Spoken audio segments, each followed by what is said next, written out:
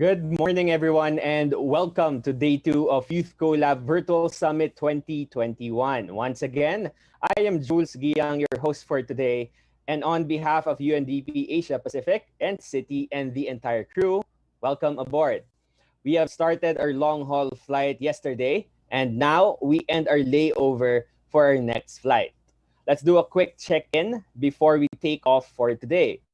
As we do a quick recap of what transpired yesterday in our flight, please scan this QR code flashed on your screens or visit the link for our Mentimeter session. We'll get back to the questions in a while. So yesterday, our first session, Youth Voices on Embracing Diversity and Growing Inclusive Startups, looked at how to support greater diversity and inclusion among young social entrepreneurs, as well as how to strengthen joint efforts to ensure no youth is left behind. Next was a hot seat session focused on climate entrepreneurship. During this informal and interactive exchange, a climate entrepreneur, Ms. Sadiksha Aryal, co-founder of Himalayan Innovations from Nepal, and an ecosystem enabler, Ms. Patsian Lo, Chief of Staff, Executive Leader, and Capacity Builder for Social Economy, Venture Philanthropy and Nonprofit Sector AVPN, discuss the challenges and opportunities they have seen and experienced in the climate entrepreneurship ecosystem. The conversation was moderated by Mr. Chong Yang Yu, Investment Appraisal Specialist, Nature, Climate, and Energy of the UNDP Bangkok Regional Hub. This opened the floor to the first batch of young social entrepreneurs to pitch their ideas and innovations. The first group all presented startup ideas which focused on climate action, and the day was closed by another group of young innovators who all presented their solutions to address greater diversity and inclusion in our societies and communities.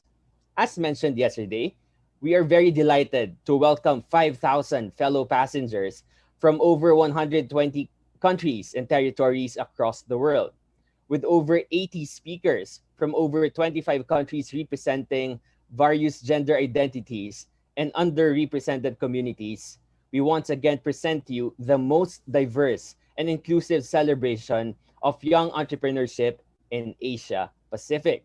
So please, passengers, do not turn off your phones and laptops to airplane mode because you need your connection to watch our summit and to share your journey, your thoughts, how you feel at the moment on your social media accounts. So please use our official hashtag, #YouthCollab on your socials. So if all of you are now ready to fly, please take your seat and fasten your seatbelts. Now let us begin our flight by asking some questions via Mentimeter. So I hope you all scanned this QR code or visit the link you can see on your screen or from the chat box. So let's go to our first question. On which platform are you joining us at the moment? So go ahead and answer our first question on Mentimeter. Is it on Zoom, Facebook Live, YouTube Live, WeChat Live, or through the virtual show?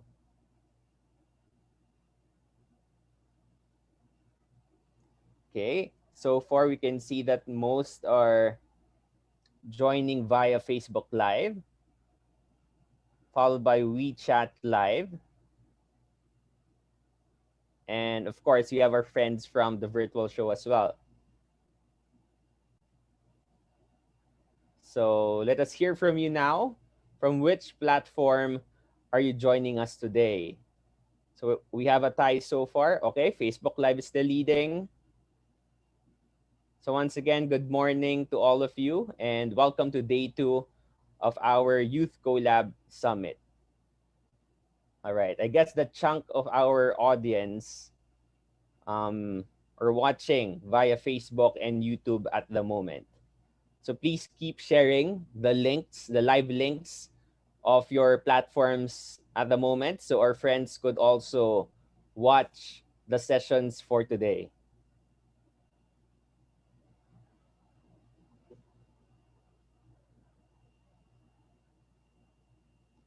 All right. Okay. So thank you so much for answering our first question. So most of us are watching via YouTube Live, followed by Facebook, Zoom, WeChat, and the virtual show. All right. So we proceed to our next question. The next question is, how are you feeling right now? So you have three options. Are you super excited as we are? Are you happy to be here or do you need coffee?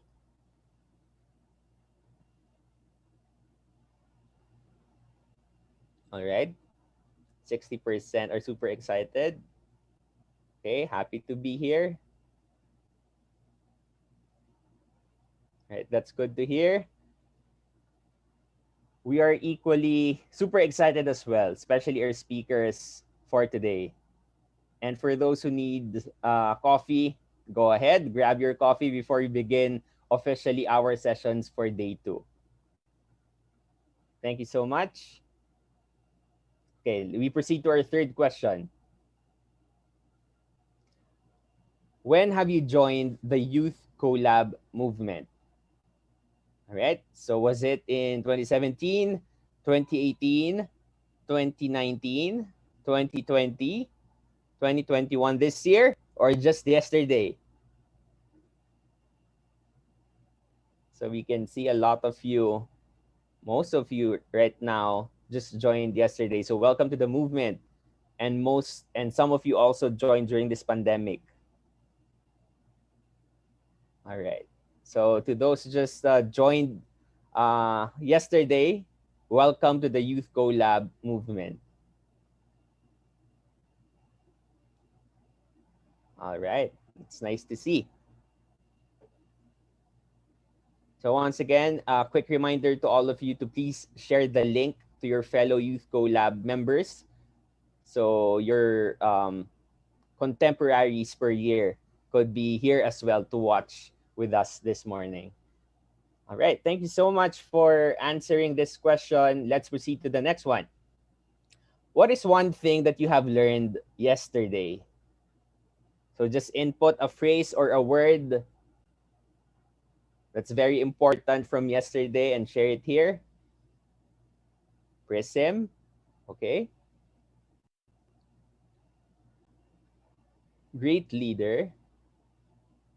Nature. Prism.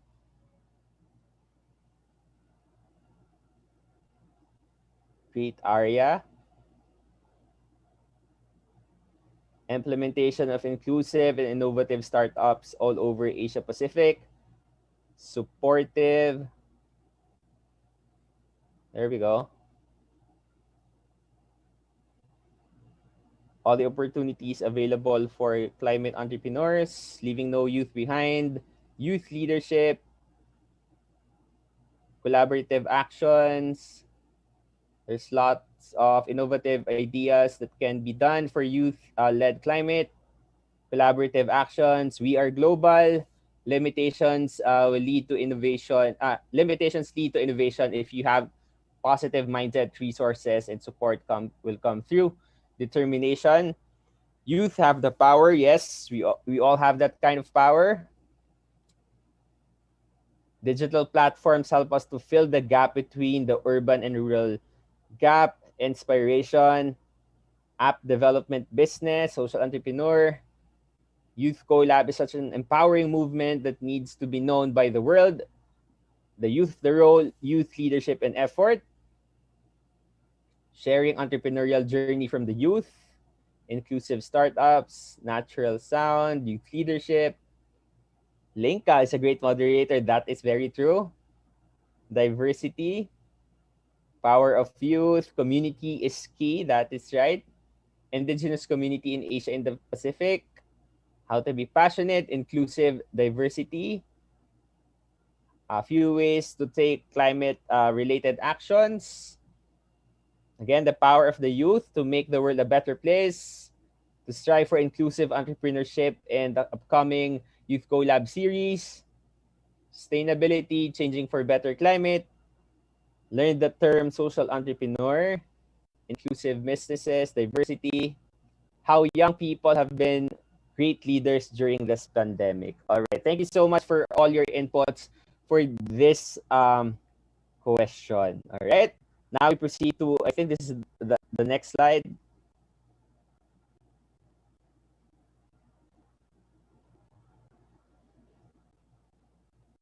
Hold on. Oh, was it the last? Oh, okay. For today, what are you looking forward for our session today? Once again, this is day 2, our last day for the summit, for the Youth Collab Summit. So what are you expecting to happen today? Go ahead.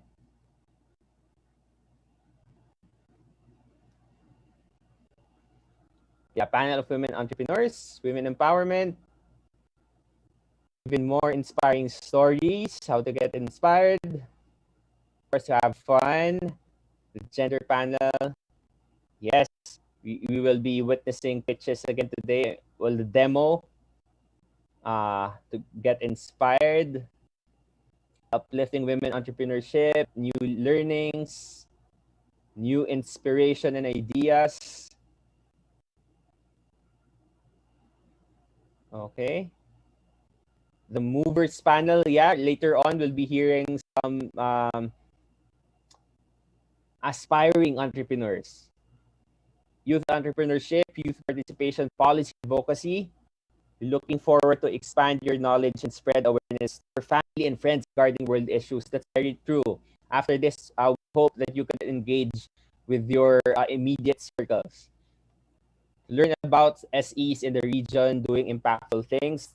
To learn gender equality, and social entrepreneurship.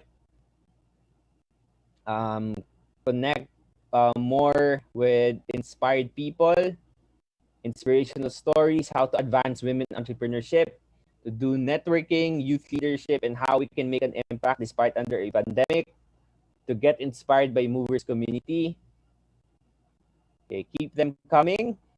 More motivated, knowing different entrepreneurship initiative and how they manage to overcome challenges and leverage.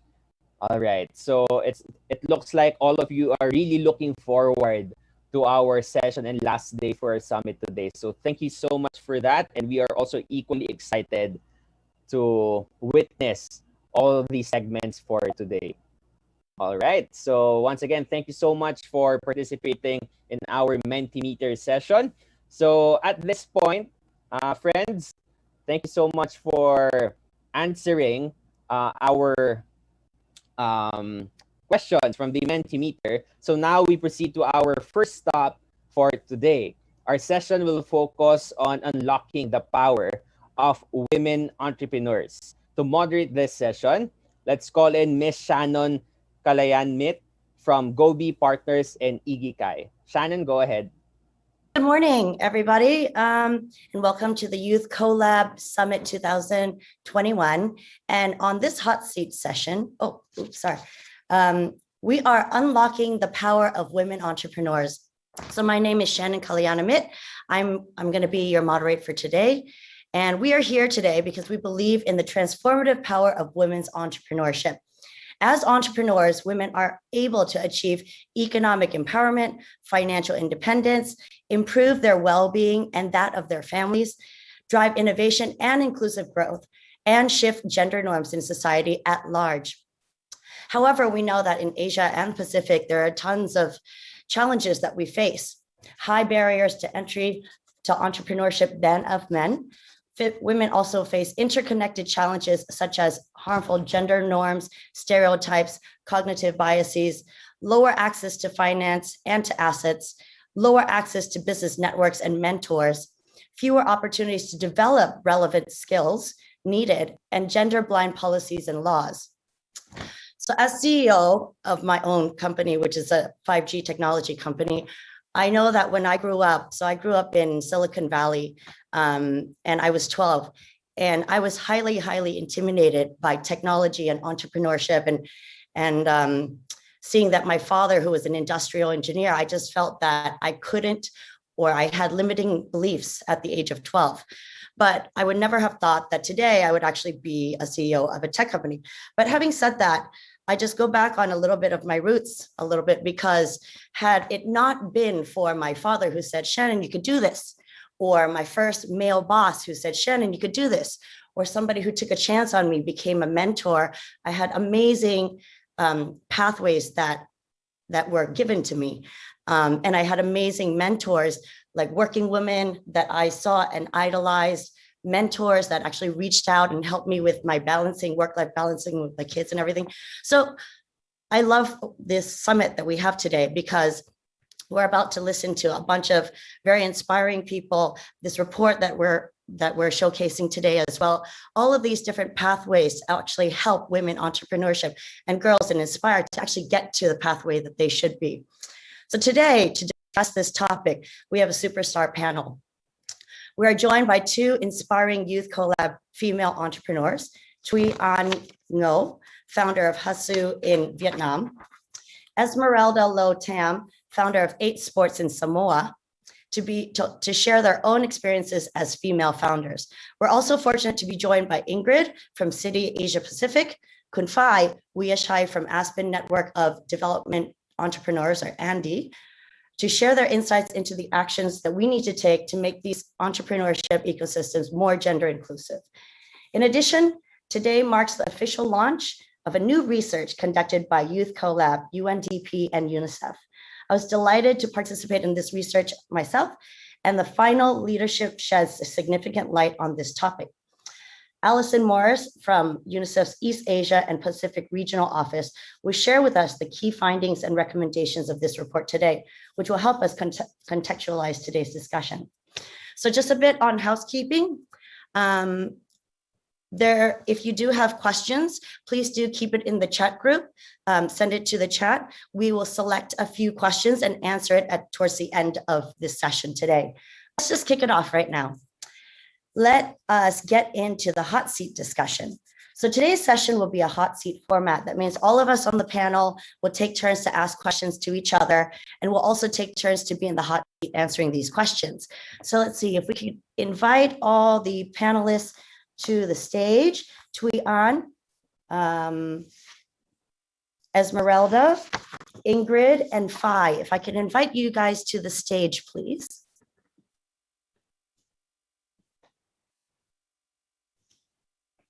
There we go. I think you guys are still on mute.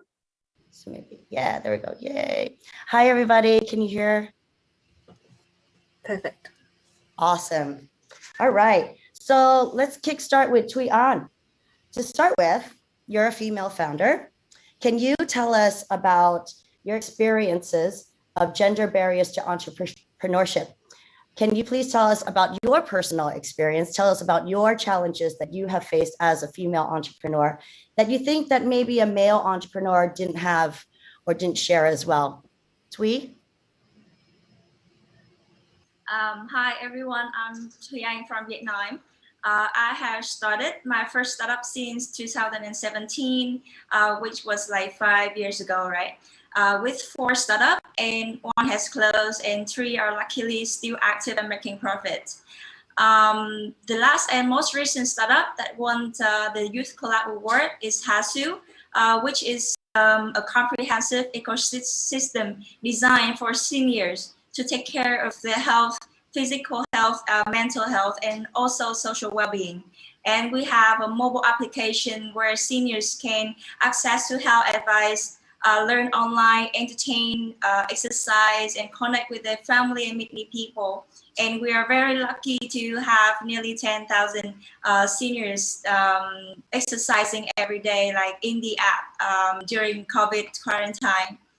And I have, since I became women entrepreneurs, it's in the male-dominated industry. To me, like earning respect from the community is a real struggle.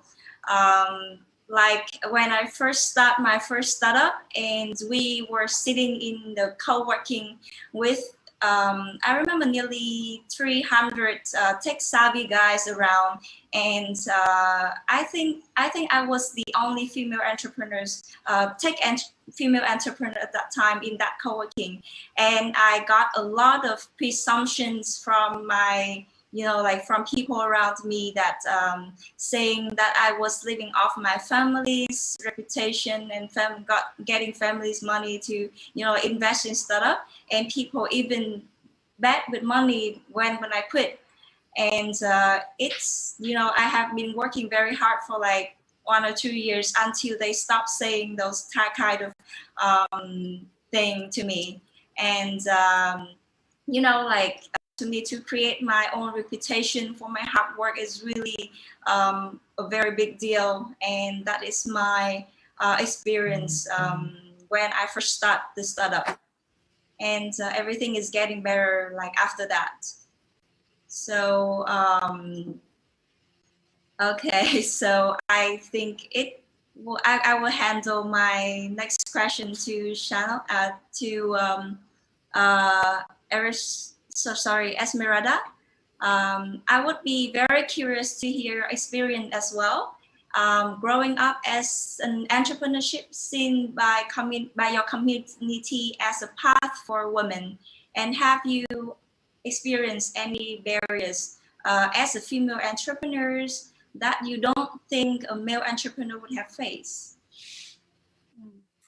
Thank you. Kia ora koutou. Malo lele ni sambula manaka. Malo lovely soifua. Talofa lava. My name is Esmeralda Lotan, and I'm the founder of 8 Sports. So that's a social enterprise where we design and make compression wear. We use recovery in sport and exercise to promote mental health recovery with the intent to destigmatize mental health ailments like depression and anxiety, and really normalize these conversations. 8 Goals was my second social enterprise, which I started with my sister in Australia. And this is focused on personal and professional development. My sister is a life coach and I am a wellness advisor. So together we offer advice and support for people in the ideation phase or early stages of startups. So yes, in regards to your question, Toyan, entrepreneurship is very much of our cultural and ancestral fabric in Samoa. Entrepreneurship does exist in the Pacific, and therefore it can be a viable path for many. But I think, like what Shannon said, is we hold ourselves back with our own limiting beliefs. And so I would say that emphasis is put on higher education as the priority for young people over entrepreneurship. And one of the challenges that I would say is being a female in business would be that female entrepreneurs, we wear many hats. We wear our daughter hat first, I would say. And then, in addition to that, there's wife, there's mum, there's auntie, sister, the list goes on. So all those titles, although common, these are the ones that are most important to us. And so anything else comes secondary to that, including work and business. So therefore, our priorities start with the duties that we have at home. And then we have to think about, okay, what do I need to do for my marketing campaign, our orders, our shipping, our packaging, our promotions, our banking, our stakeholder engagements, partnership agreements, the list goes on. So for me, it was really learning how to balance home life with work life. And using the 24 hours in a day wisely and not letting my health deteriorate in the process. So yeah, I guess I just like to flick the question back to our ecosystem partners. So Shannon, I'd be really interested to hear your experience both as a female CEO and from mentoring female entrepreneurs yourself. From your perspective, what are some of the biggest barriers that women in the Asia Pacific region, what do they face in starting and growing successful businesses? Mute, you're on mute. Thanks. Yeah, thanks for that. Yeah, so Esmeralda, I think you completely already honed on that one issue. It's the limiting beliefs. And for me, growing up and also seeing in the ecosystem, the biggest problem that I see is we don't have the confidence, we don't have the inspiration to actually think that we can do this. I think that one's number one. The other thing that we also don't have is cognitive biases. So what that is is that women think that maybe we shouldn't be that CEO. Maybe we're supposed to be the caretaker at home. Maybe we're supposed to not be so aggressive and so business minded or whatever. And your job is really just to be the caretaker at home. And I think that belief comes from, I mean, we're in Asia, right? We're a very patriarchal society around here. And so I remember growing up that my mom basically said, really, Shannon, should you really go for that role, or should you actually take that job? Because maybe you're not going to be able to support your husband emotionally at home, for example. So I think one of the biggest problems is one from ourselves. So the confidence and the limiting beliefs from ourselves, but also on the other side, the men and women who are hiring us. Can this person do it? Is this person the CEO quality, et cetera, et cetera? So I think the biggest barrier is really shifting the mindset of what the stereotype of a woman should be and what an entrepreneur should be. So, all right, let's go to Ingrid right now. Ingrid, can we turn to some of these barriers? How can it be addressed? Can you share some examples from your experience of what works to empower female entrepreneurs and leaders? Thank you, Shannon. First of all, it's so inspiring to be here sharing the stage with all of you. I'm the head of campus and employer branding at Citi. But before this, almost in a previous life, I was an entrepreneur myself. And as an image coach, I would meet women from all walks of life. And surprisingly, you've all said it, but surprisingly, one of the biggest barriers to women is our ability to play ourselves down. You've all said it in different ways. The imposter syndrome is so prevalent, where women who even achieve so much success, they don't believe they can celebrate themselves, or they're not worthy of their success. And it really stems from, that inner confidence. And some of you said it, fear of failure, societal expectations. And women are seen favorably when they advocate and applaud other women, but unfavorably when she advocates or applauds herself. So in my experience, breaking those limiting beliefs and digging deep into our values, so we can be our authentic selves, by releasing all those things that hold us down, weigh us down, is the first step to breaking these barriers. Now at Citi, we lead by example. So we've got many programs that are for women, led by women. We also have many male champions. I have to mention that. We also have male champions for change. And, some of our programs include mentoring, which is so important. Women wisdom circles where women come together and talk to each other, discuss, things that are important to us and get advice from these wisdom circles. We run programs like I Am Remarkable, and if you haven't had that program, you should definitely attend that. It's coined by Google. And then we have Maternity Matters and Back to Work programs, which really help women address what they're going through at different stages in their careers.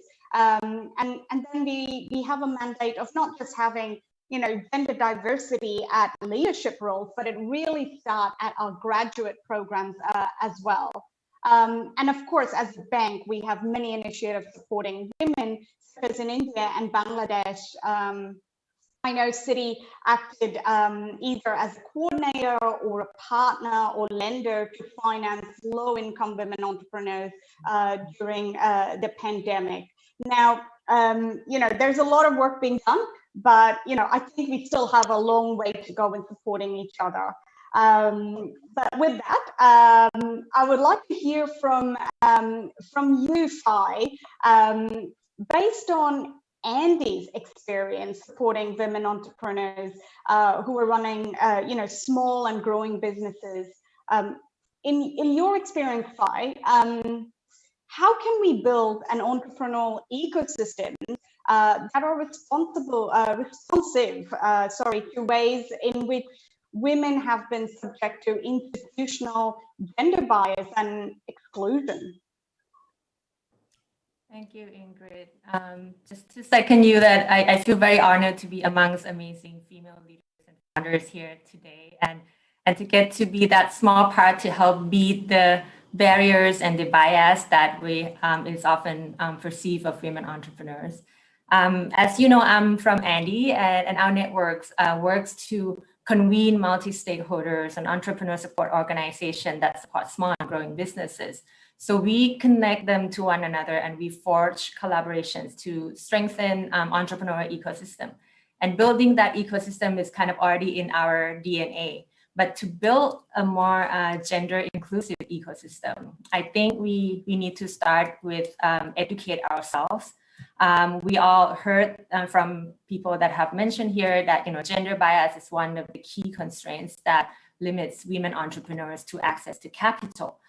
We have a research that found evidence that investor bias actually not just contributes to the investment gap, but also extend beyond just financing to other support services. So female entrepreneurs tend to experience fewer benefits from technical assistance services compared to their male peers. And this plays a huge role in excluding women-led SGBs to other growth opportunities, right? So our aim is to help to increase quantity and quality of women-led SGBs in the ecosystem.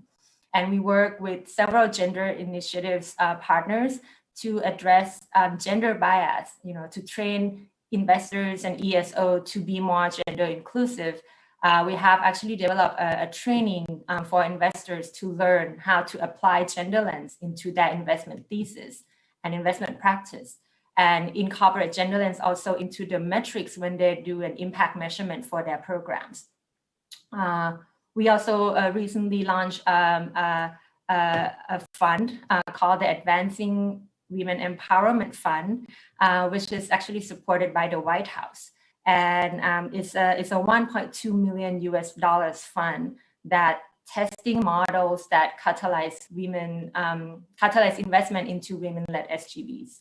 So through this fund, we supported 8 organizations in South and Southeast Asia that came up with best strategies to help empower women entrepreneurs and bridge that financing gap to bring investment capital into the hands of women founders. So we work with organizations like WISE in Vietnam, where they try to develop an angel investor network to support early stage funding for women-led SGBs. We work with MIT D Lab and Village Capital that try to build the new pipeline for Indian female founders, and also to test impact of revenue-based financing for women-led SGBs in India. We also work with She Investment, support her enterprise in Cambodia, the Miller Center for Social Entrepreneurship in Pakistan, One to Watch Myanmar, that they have a program called She Shares, and the Will Grow Philippines with the program called Women Entrepreneurize. So, these programs help women to build the confidence in female founders when they do business pitch. And help them to connect and expand their network, network of mentors and network of impact investors, and eventually do investor matching for them as well. And we also work at the systematic level. We launched a member-led gender equality action lab together with like 15 gender experts, practitioners in Asia Pacific, to ideate and prototype systematic solutions that would empower women entrepreneurs. So, we brought together funders, investors, accelerators, and walked them through a design thinking process that would help them to understand challenges and identify a systematic problem.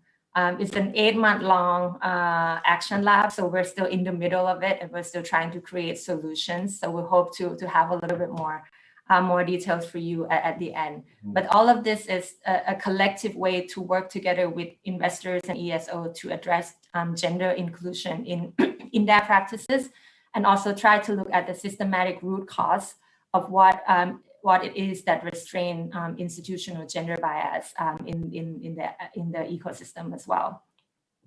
So I I would also love to hear from a perspective of a female founder in terms of like which types of support have been most helpful for you and your journey. So if I may ask you, Esmeralda, you're a successful female entrepreneurs.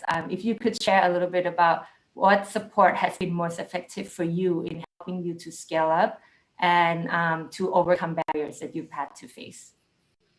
Thanks. I think before we segue on, I just want to say congratulations on that Women Empowerment Fund. That sounds like an amazing initiative, and something that, you know, a lot of nations, I think, could really benefit from. But yeah, I think one of the things that really has helped me on my journey is mentorship. So through the Youth Collab, I've been able to gain so many opportunities to be mentored by so many different international organizations. And I really never thought that I could ever be on a platform like this and have the kind of impact that I have on young lives. So it's been an amazing journey. I think one piece of advice that I do remember was when I was competing in the Entrepreneurship World Cup last year. And my mentor told me that she doesn't see small or large businesses, she sees ideas. And so that's what makes working with entrepreneurs so exciting, is because their ideas are always innovative and they're always changing and original. One thing she said to me was, there will never be another Esmeralda.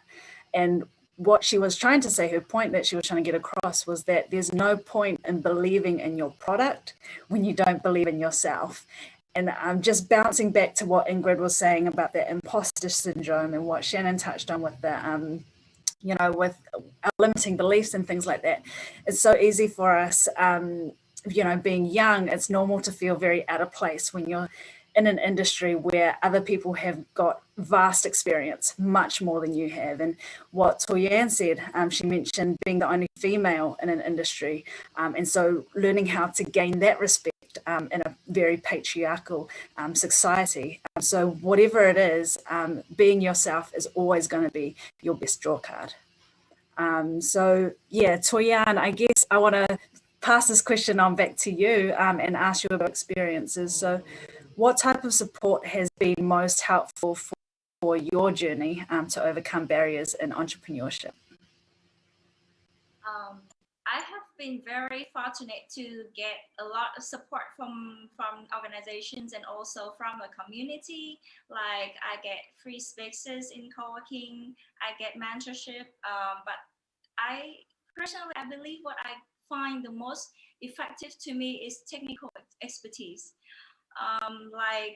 When I first start my first startup, you know, it's a totally different stories from my fifth one, right? Because when I first start my first startup, like I didn't really have connections, and it was really hard for me to find immediately the co-founder that fit, that can cover the part that I need, or I didn't have money to hire someone who is good at that area. For example, marketing, digital marketing, or sales, or you know, other areas. So what I got from the other organization that support me was that Unilever, you know, sent a person to my company that helped me with the technical thing that I need. For example, at that time I need somebody who helped me with the to create the supply chain, and they did help me, like really, like, because that was their appetite, right? So, you know, to me, like I was really appreciate that kind of help from the organizations. So I think I would pass my next question to Shannon. Shannon, what are some of the shifts in the wider ecosystem that you think are the most needed to unlock the power of women entrepreneurs? Yeah, thanks, Tui. I think we've all kind of said it as well, but yeah, just to harp on this, I think there's been, thankfully, in the last about 7 years, I've started to see a bunch of programs such as the one that Andy is doing, you know, to help women in terms of skill set, access to finance, Citibank, you guys have done programs as well. I mean, it's great that we're seeing a lot of these programs being offered to women, specifically for women, because we do understand that, sometimes the path isn't so natural for us to go into a conference or a training where there's like a bunch of men and women, and sometimes just creating something specifically to women, it is something that has been done in the last 7 years. And I see that there's been a lot of positive feedback there. But I do think that sometimes one of the things that I've seen a lot is sometimes we go into these forums and there are only women here. And we're talking to each other and we're supporting each other, which is great, which is a whole big thing. But we also need men at the table too, to be part of our process. I mean, we can't change gender biases and stereotypes if it's just us. I mean, of course, women actually have limiting beliefs to each other, and that is one issue entirely. But we also need to get more diversity, more men to the table to be in these conversations that we're actually having today, to actually make real impact. The other thing that I also see is even women ourselves. I remember talking to a bunch of Thai CEOs on this listed stock market. Like, no, there's no problem here. There's no gender biases here because we have a ton of women that's working with us, in the company. But really, are they in the decision-making power position?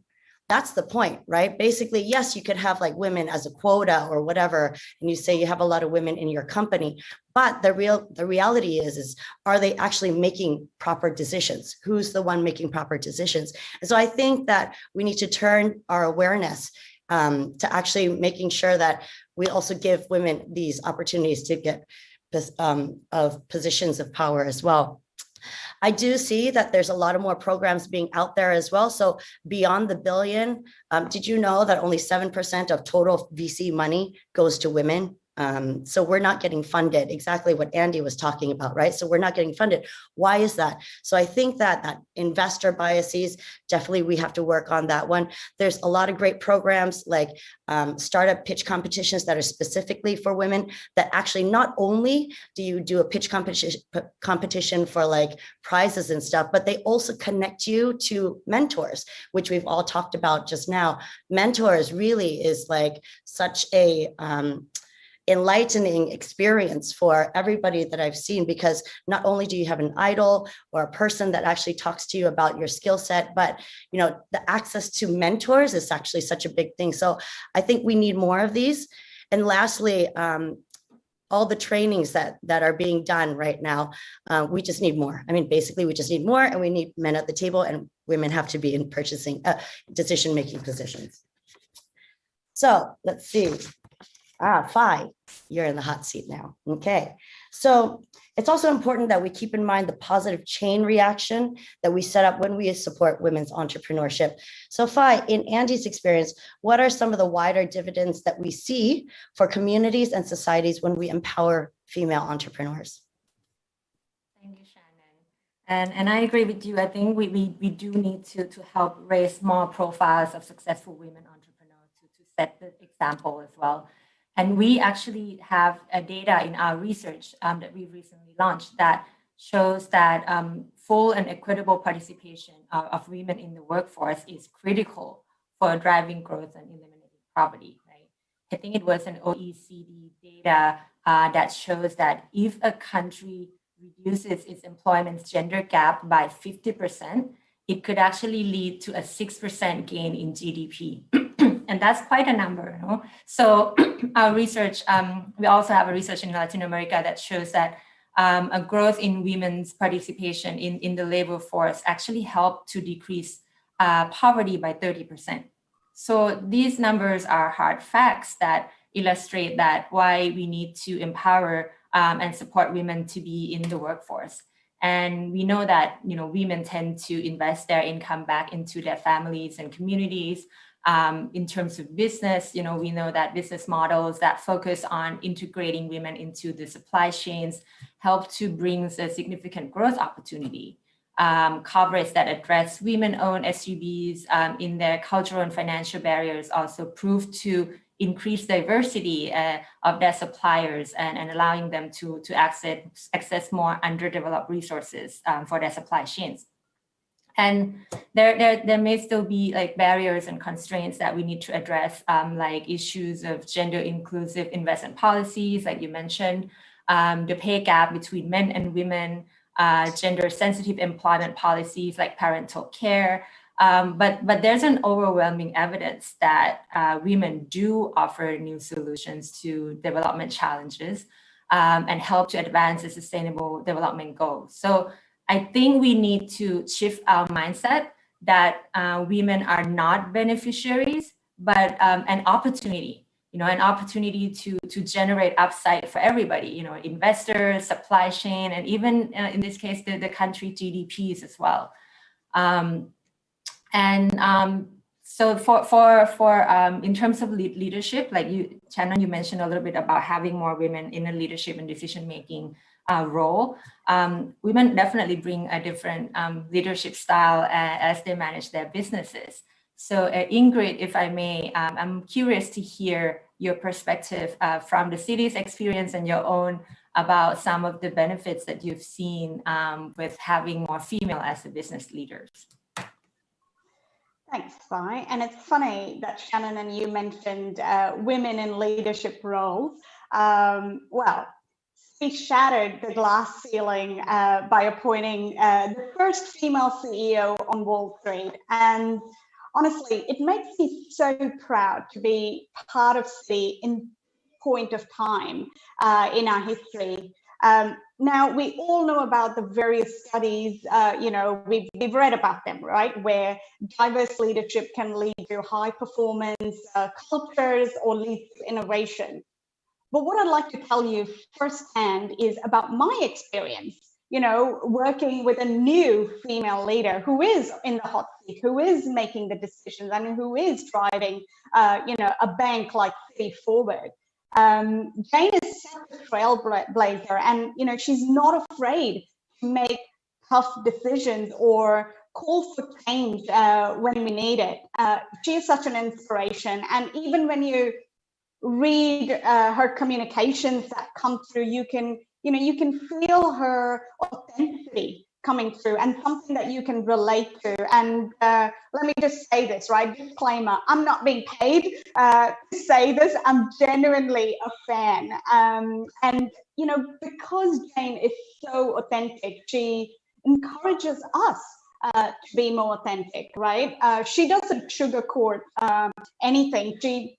I know in one of the interviews, she once said, you can have it all, but not all at once. And I love that because that is so true. I've seen her challenge the business to think differently and ask the question, why not? In the short time that she's been CEO, she's committed to zero net emissions by 2050. That's a big responsibility, right? She's leading conversations around climate change. She's spoken passionately about racial equality and social justice. And she's also committed, to increasing gender diversity in leadership roles and bringing more women to the table to make those decisions. I love that Jane has vowed, and this is my favorite part about her, to never lower her expectations or her ambitions, to never settle for second place, and always to push us to bring our A game. Now, that's the woman that leads us. That's what we can look up to, and that's what other women around the globe and little girls can look up to, which makes me really proud. So to answer your question, Shai, yes, women do bring a very different leadership style. I think one that empowers and inspires. We also lead with empathy and build trust because we know what it's like not to have that empathy given to us. So going back to our young, inspiring female entrepreneurs on the panel, Sue-Ann, we can see from your examples how business solutions are empowering women. So I was thinking particularly about Hasu and how by providing a solution to senior citizens, you are actually reducing the burden that falls mostly heavily on women. How do you think that being a female founder has shaped Hasu, and how your business is moving the needle when it comes to gender equality? Thanks, Ingrid. I really like agree with what you have said about women have empathy in the things that like when studying when studying business involving human factor, we really need empathy in what we do. When men are usually very good at engineering, women tend to think, how will my solutions really impact on society? How will the customer needs my solution, for example? So I always think in that direction when I do anything in my startup. And one case that I want to share that is quite famous, that like years ago when people start to invest to invest in making the airbags for the cars, they at that time they exclude women in testing. So when the first car with airbag came out, and it kills a lot of children and women, and for that mistake, the cars company really like think about their mistake in excluding women into the test. So like with that example, we can see how women involving in technology and in testing and in everything, including engineering, is very important. So I really wish to join this technology field to empower women to to empower women in joining within the technology field. And when I first started with Hasu, I thought this will be the application for seniors people only. But then a very impressive result that came out was that 80% of people joining and using the Hasu was women. And we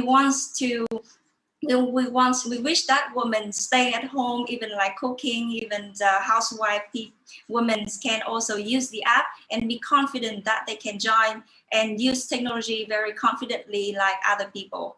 So that's my experience with Hasu and women with technology. Okay, so respond to share how being a female entrepreneur's fathers bring new perspective and so my next question to Esmeralda was that I have also seen how being a female entrepreneur myself, and I have changed the perception of women around me about entrepreneurship.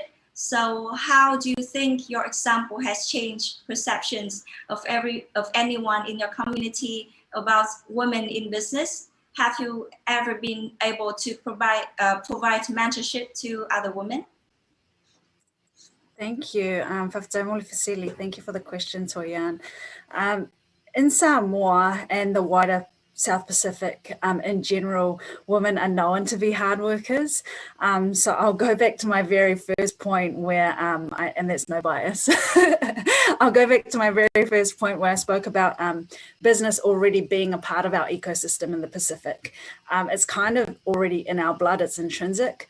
I feel like more women are going into business more and more because of other movements, like gender equality, like more equitable opportunities, and the change that we've seen in the 21st century around societal and cultural norms changing around women and girls. And I believe that this is only going to grow, especially with initiatives like the one that Fai mentioned with women empowerment funds and things like that. So from my perspective, the privilege that 8 Sports has had and the difference that we bring to the existing ecosystem is that we've capitalized on the growth of the digital industry in this day and age. and I'm sure Shannon can touch on that a bit more later as well. But I guess I remember when I was working with the Archbishop of Samoa, Awhionga Pikupo Alapati Matailinga, for the World Youth Day in Samoa in 2012, also known as Asutupulanga Samoa. So that was the very first one we had in Samoa. And when we were organizing this event with other Samoan youth from around the world, the Archbishop reminded us of a message that Pope John Paul II had for the youth at that time. And his message was to use digital platforms to evangelize and interact with youth around the world. But the bottom line was to ensure that we're using the internet for good, because there are many opportunities that we could use it otherwise. But the fact is, if we all work together and use it for positive things, then that all outweighs the bad. And so that's something that I've taken forward with me in any industry that I work in. And so for 8 Sports and 8 Goals, it's been exactly that.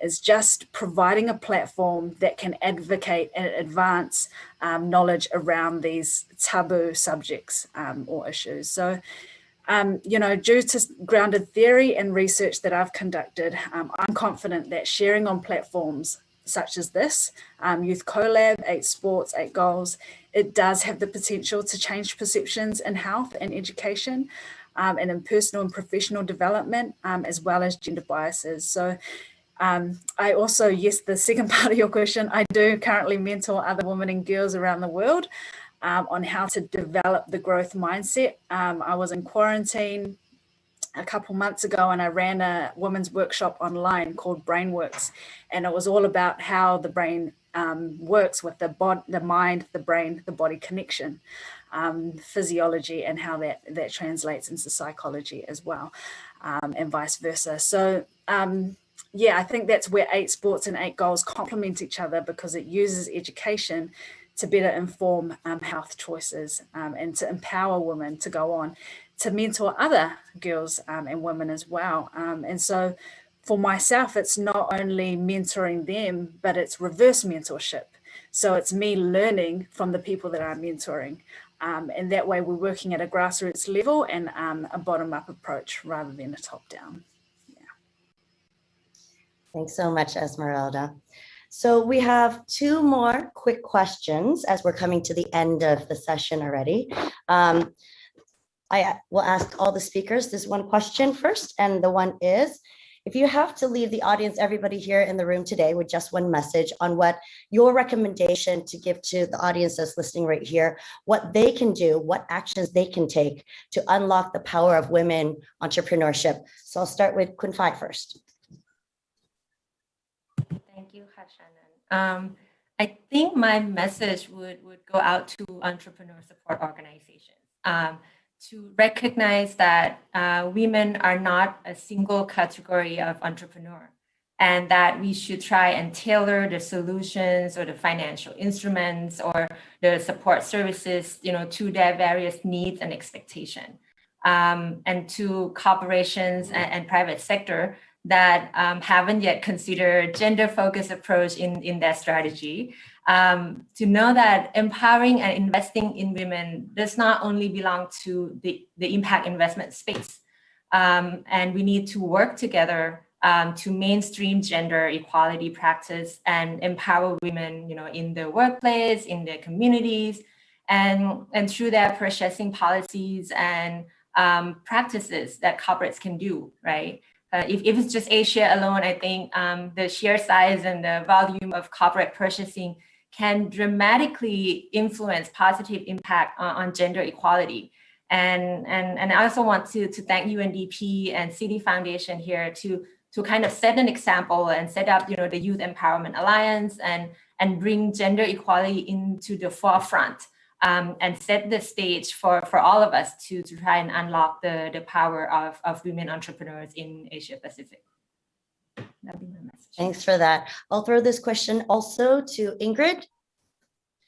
The call to action. Thanks, Shannon. Well, my ask is simple, right? It's for each one of us to raise the bar and challenge gender stereotypes. As you've heard from all of us here, imposter syndrome is very real. And if we want to make sure that the next generation of women are not battling the same demons, we've got to encourage our young girls to acknowledge, applaud, and celebrate their wins. We've got to point them in the direction of female role models across the world. So in other words, really give them the courage to shine their light, and really, celebrate their awesomeness. And it starts with us, right? It starts with us. We have the responsibility and the ability to unlock the power of the next generation of female entrepreneurs. So that's my call to action, Shannon. Awesome. Thanks so much. And just in essence of time, I have one final question, but then this one will be to Esmeralda and Thuy Anh. So one final question. What is one piece of advice that you would give to a woman, somebody who's probably in the audience today, who's considering starting a business or social enterprise?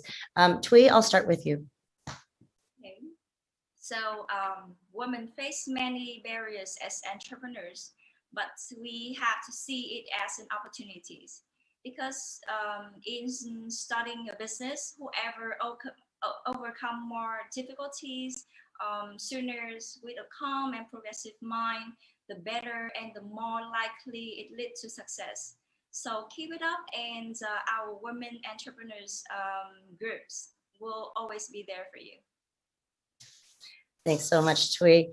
And now, Esmeralda, one piece of advice. Yeah, I think it kind of just aligns with everything we've been talking about today, is that you really need to believe in your idea and believe in your abilities to achieve it. Things may not go according to plan as always, but there's always going to be a way. So have contingency plans in place. And if something doesn't work, that's all right. Just take it as a lesson, but not as a reason to give up. If not you, then who? If not now, then when? And I think Nike, says it best, just do it. So all the best. Whawhate tele lava mo le awa noa, so forma I manuia. Awesome. Thank you. Oh, so sad to end this panel already, but would like to thank all of you guys here today. It was so great to learn from all of you, and I'm sure the audience enjoyed it as well. I'd also like to invite the audience here. If you have any questions for any of our speakers today, anything or want to reach out to them, please leave your questions in the chat, and we'll be answering the questions after Allison's presentation next. So thank you guys, and then talk to you later. Thank you. So now I'd like to invite Allison Morris of UNICEF, East Asia and Pacific region, to formally launch the UNICEF, UNDP, and Youth Collabs research and share with us the findings of this research. Hi, Allison. Hi, everyone. Hi, Shannon. Can you hear me? Yep, perfect. Okay, great. Hi, everyone. I'm really happy to be here and very grateful to be sharing this space with such inspiring, dynamic, and empowering leaders. So thank you for sharing your stories and for kicking off this discussion. As Shannon mentioned, I work with UNICEF's East Asia Pacific Regional Office, and together with UNDP's Youth Collab and with the support of the Citi Foundation, we are officially launching an exciting new piece of research called Addressing Gender Barriers to Entrepreneurship and Leadership Among Girls and Young Women in Southeast Asia. And I think it's actually really fitting that we're launching it at Youth Collab Summit and on this panel in particular, because really what the panelists are saying fits, it really complements this research, and it fits well with the findings, the stories, the barriers, and the aspects that were discussed on the panel are shared by, I think, millions of women and girls around the world. So thank you for shedding light on those. I'll try to be brief with the research and really encourage everybody to check out the report. So I don't want to go into too much technical detail, but yes, thank you for having me today. One last thing, I want to thank and give a big shout out to our research team team that we worked with at Quicksand Design Studio. They're also on the call. So yeah, they did some incredible work on this, and I just wanted to thank them for that. So what is this research all about?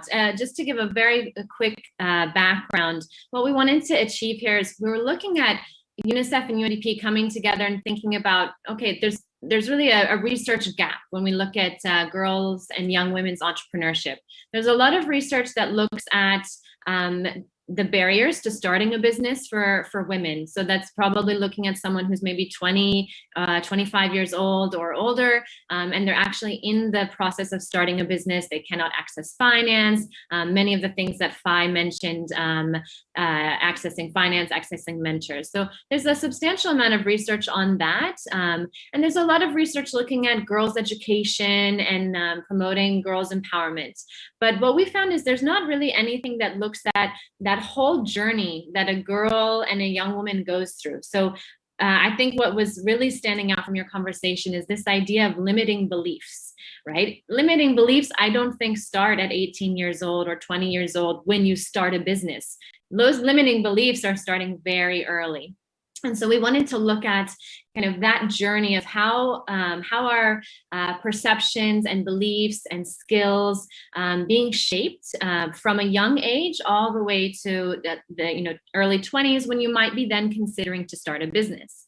The research also took a stance that we're not only looking at specific barriers to starting a business. I mean, already to get to the decision that you're saying, yes, I'm going to go for it and I'm going to start a business, you've had to make a lot of decisions before that. So we were also looking at kind of the different interaction of ecosystems, how parents play a role, how your school plays a role, how your peers play a role, etc. And so that's kind of why we approached and why we decided to embark on this research in this initiative. And the last point here is we wanted to also use this research to then share it with the world, and also to strengthen UNICEF and UNDP's own programming to ensure that we are indeed tailoring our work for women and young and girls across the world. The research took place, it focused on Southeast Asia. So we did co-creation workshops, in-depth interviews, and surveys with girls, young women, and boys as well, and experts in Thailand, Laos, and Indonesia. So it's actually a nice comparative piece because we have 3 nations in ASEAN that are at different levels of development, different levels of technology, and also have varying and diverse social norms when it comes to the perception of women's roles. What I think is exciting and different about this research is essentially 3 things. First, we took a human-centered design approach to the methodology. This meant really sitting down with groups of girls as young as 10 years old, 11 years old, and going through visual and interactive sessions with them to understand, well, how do they see their future, who influences them, how do they interact with their peers. And I think through those sessions, it was really important to build trust and allow young women to share their stories. And it can be a much more visual and granular and kind of nuanced approach in terms of what we find. We find much more detail and many more stories than if we were just to do kind of formal interviews. So I think that makes this research different. And the second part I already went over. I think the fact that we're looking at that cohort in the trajectory of adolescent girl all the way to young woman, and seeing how those narratives connect and how do the different barriers interact with each other as a young woman goes through that journey. The third aspect of the research that's different is that we took an ecosystem approach. So I'll just go to the next slide to show you what this means is we were looking not only at kind of a single driver of what supports entrepreneurship development. We went beyond the entrepreneurship ecosystem to also look at the individual attributes, how a woman perceives herself. As we said, there's always that kind of strong sense of limiting beliefs. Then we looked at the social ecosystem, how the parents are playing a role, family, and the larger community, how she interacts with teachers and her peers. Then we looked at the education system, access to education, what skills is she learning in school, and how does that help her to take the next step? And then the entrepreneurship ecosystem, access to finance and mentors, etc. And the last layer, which I think also is something that adds to the conversation the panelists were having, is we also assess the policy and the legal ecosystem. So if we see that there's really low representation of women, in the policy sphere, then that means also you're going to have laws that are gender blind and also not really take into account women's experiences. So we tried to take all of this together and present a picture of kind of what's happening in terms of how girls and young women are developing entrepreneurial skill sets that then would help them start a business later on in life. So what did we find? I will be brief here. There's a lot of findings in this report, and there's a lot of amazing stories, so I do encourage you to check it out. But I'll just share a few of the top level findings across each ecosystem layer. Firstly, in terms of the individual, we see that across the board and across the 3 countries, young women and girls assign responsibility for their success or failure to their own perseverance, and they often underestimate the role of external factors which are beyond their control. I think this is really important because of what the panelists were saying before about limiting beliefs. I totally hear you, and I'm in the same position when I was an entrepreneur as well. I had the same limiting beliefs. And I think it's really important to recognize that these aren't necessarily inherent in women. It's not something we are born with. These are things and limiting beliefs that are built on over time.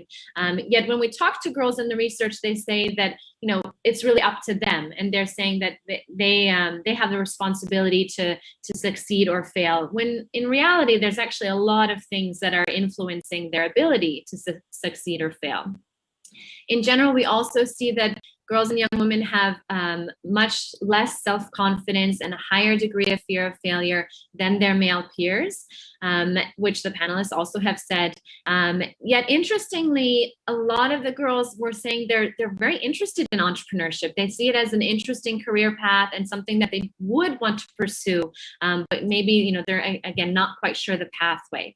And a lot of the participants that we spoke with, these are girls and young women coming from remote areas, rural areas, and more marginalized groups. So they're not necessarily your usual cohorts that are in university in major cities. So I think that's quite telling.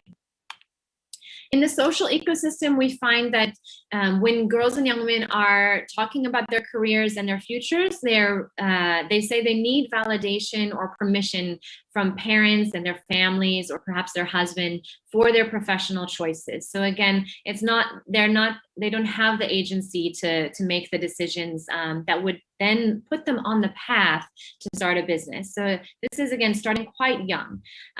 So I find here the role of parents is critical. How parents see the role of girls and what they can aspire to be is essential. So we need to include them in the conversation. Here we also see this is where the burden of care starts. Very young girls are asked to take on additional responsibilities in the household. This affects not only her business, but also her ability to go to school, her ability to take on additional courses and maybe top up her technical skill set. And so girls are taking on, I think the finding from the ILO is that girls take on around 30% more household duties than their male peers. We also find in this social ecosystem that when a family is financially constrained, the education of their girl is the first thing to stop. And so again, that means that if this is happening, she's then having additional barriers and hurdles to even start that business when she's 18, 19, 20 years old. When we look at the education and employment ecosystem, I think a few top level findings here are, first, across the board, girls and young women are saying, yes, education is incredibly important, yet what I'm getting is really inadequate. And I want more, and I want additional opportunities for education, but I can't access it. It's either unavailable or it's irrelevant for me. And often this this is also highlighting the digital divide.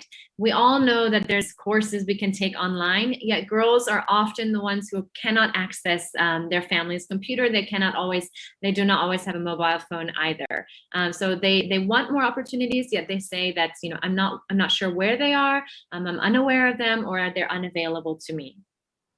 When we look at the entrepreneurship ecosystem, this again, I think really ties in with what a lot of the panelists were saying.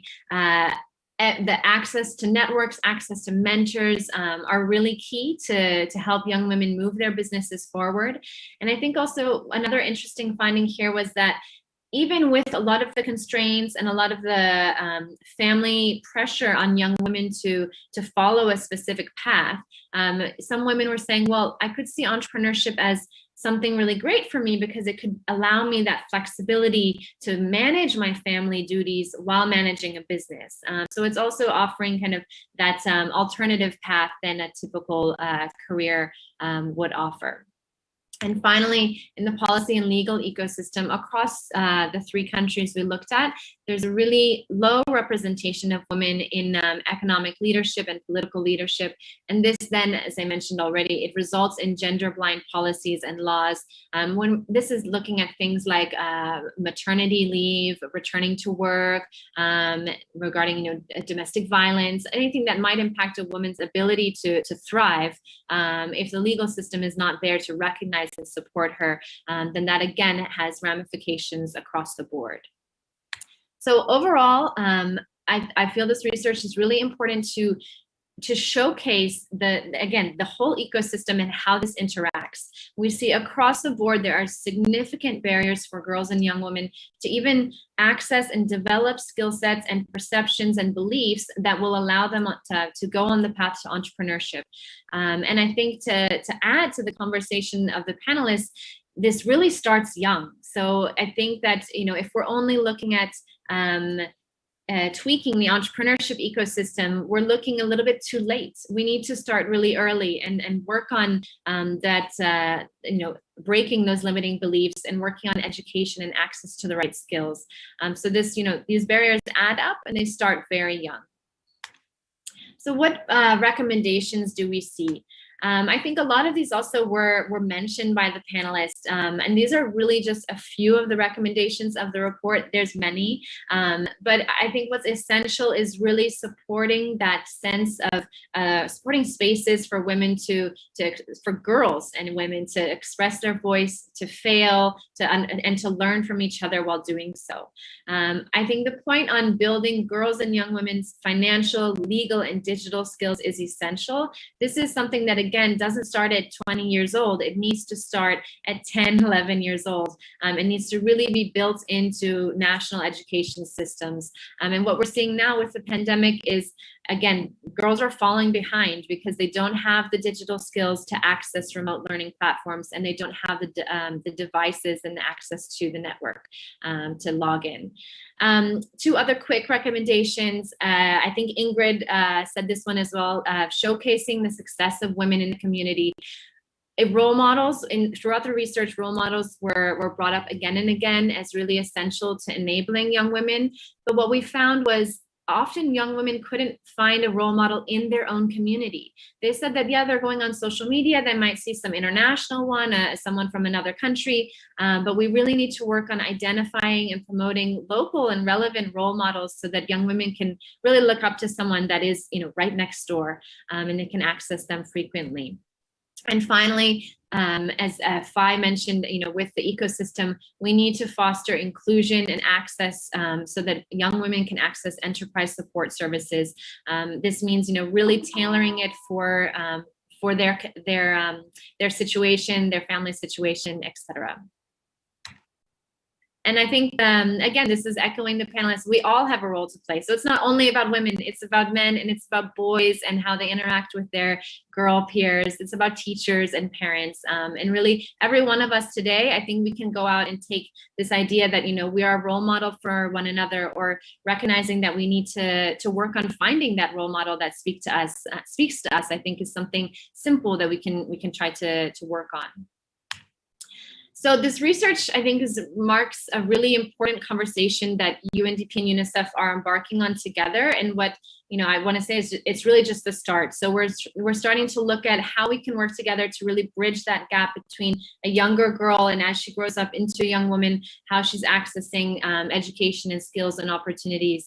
And we're both, committed to, there's lots of initiative UNICEF and both UNDP are doing around the world to really bridge the digital divide for girls and young women, and to, as you know, with Youth Collab, to really ensure that young women are included in the entrepreneurship ecosystem.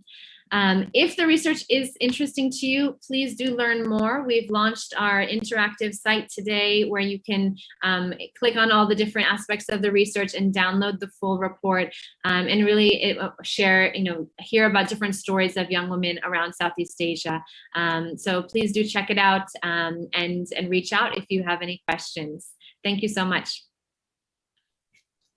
Thanks so much, Allison. Yeah, I went through the report and I specifically liked all the stories on the various girls.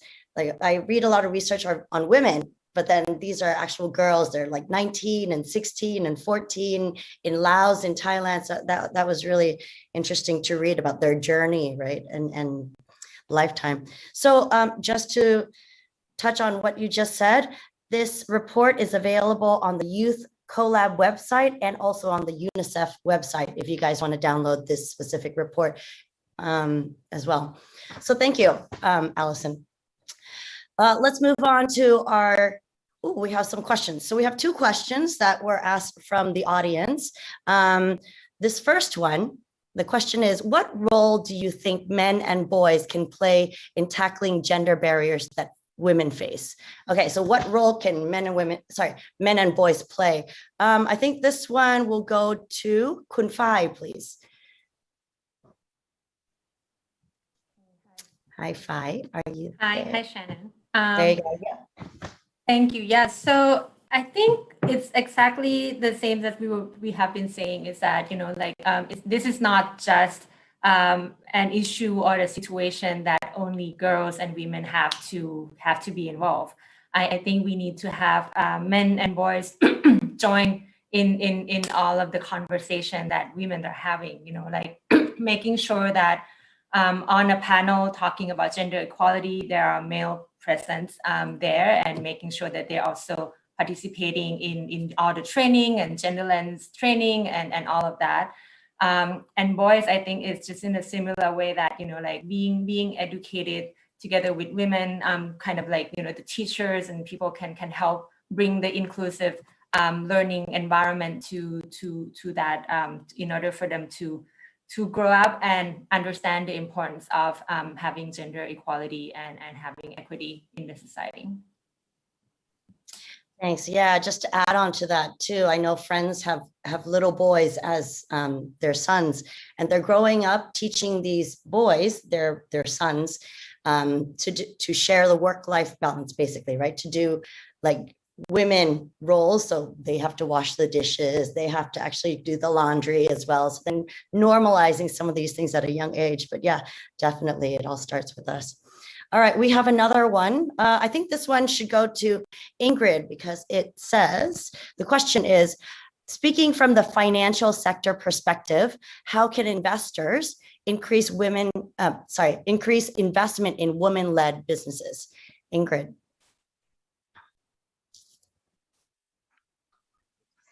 Thank you, Shannon. I think we need to start a conversation around this, right? It's forums like this, it's things like Andy is doing. I think we need to bring that to the forefront, and we really need to have really courageous conversations. Where is the money going? If we're donating the money, if we're working with as partners, where is that money going? How much of this is going to women-led businesses, women entrepreneurs? And instead of just expecting things, expecting people just to do the right thing, we've got to be asking these questions.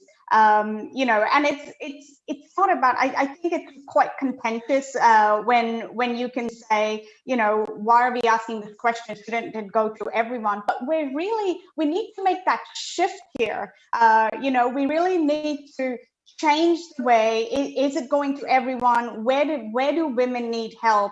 how are we, how are we doing that? Where are we going? And I think, Andy does that well. I think Esmeralda brought that up. Ian brought that up.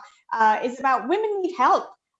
We need investment, and we need these conversations started. So I think we're doing the right thing. We're bringing it to the forefront and asking the questions. So I know there's, like I said, there's a lot of work being done. I read about it all the time in our ESG report on where we're investing, the funds that we're investing, and how Citi is being a partner. But again, I think a lot more could be done if we all partner together. Thanks so much, Ingrid. All right, so we have a final question and wanted to ask this to our two founders, two entrepreneurs here, Esmeralda and Thuy An. Can you tell us what is next in your entrepreneurial journey? What is next for you guys? We can start with Esmeralda first. Oh, what a question to hit me with. What's next in the journey? Probably just, maintaining, but also looking at scaling. So what else can we add to the ecosystem that's going to advance these SDGs that we work towards with health and well-being, with greater education, with reducing inequalities? The sole reason as well why we started 8 goals was to really try and hit two of the SDGs that are quite close to my heart, is the no poverty and quality sanitation. Those two, I believe, everyone should have, rights to. And some people back at home where I'm from don't even have, they live in conditions where I'm lucky to be living where I am, but going home and seeing where conditions that some of my family and my cousins live in. So if we can start with the youth and start to encourage and empower them in ways that we can change the trajectory of how health and education is going, then that is, I guess that's the direction that 8 Goals and 8 Sports is looking at heading into in the future. So exciting. Very inspirational. You use SDGs as your main objectives. That's amazing. And Thuy An, what is next in your journey? Besides growing my startup, I really wish to create more impact for society. For example, because we are working on the platform for seniors. So my parents are lucky to be born in the cities and can afford to have the smartphones or iPad at home. But there are so many other people in the mountain areas and other rural areas who don't have. Cannot afford the smart device. So we wish to, maybe like cooperate with some other brands that create the smartphone to, provide free device for rural areas and mountainous areas as well with Wi-Fi. And we have so many wishes and goals that we are heading to. So hopefully HASU will be brought to other country as well in the within next year. We hope to see you in Thailand then. All right, so we've come to a close of our session today, of our summit today. So I want to thank our panelists, everyone here today, for being so candid and sharing all your thoughts and all your insight that and all the things that you guys are doing to actually lead and create an impact in women entrepreneurship.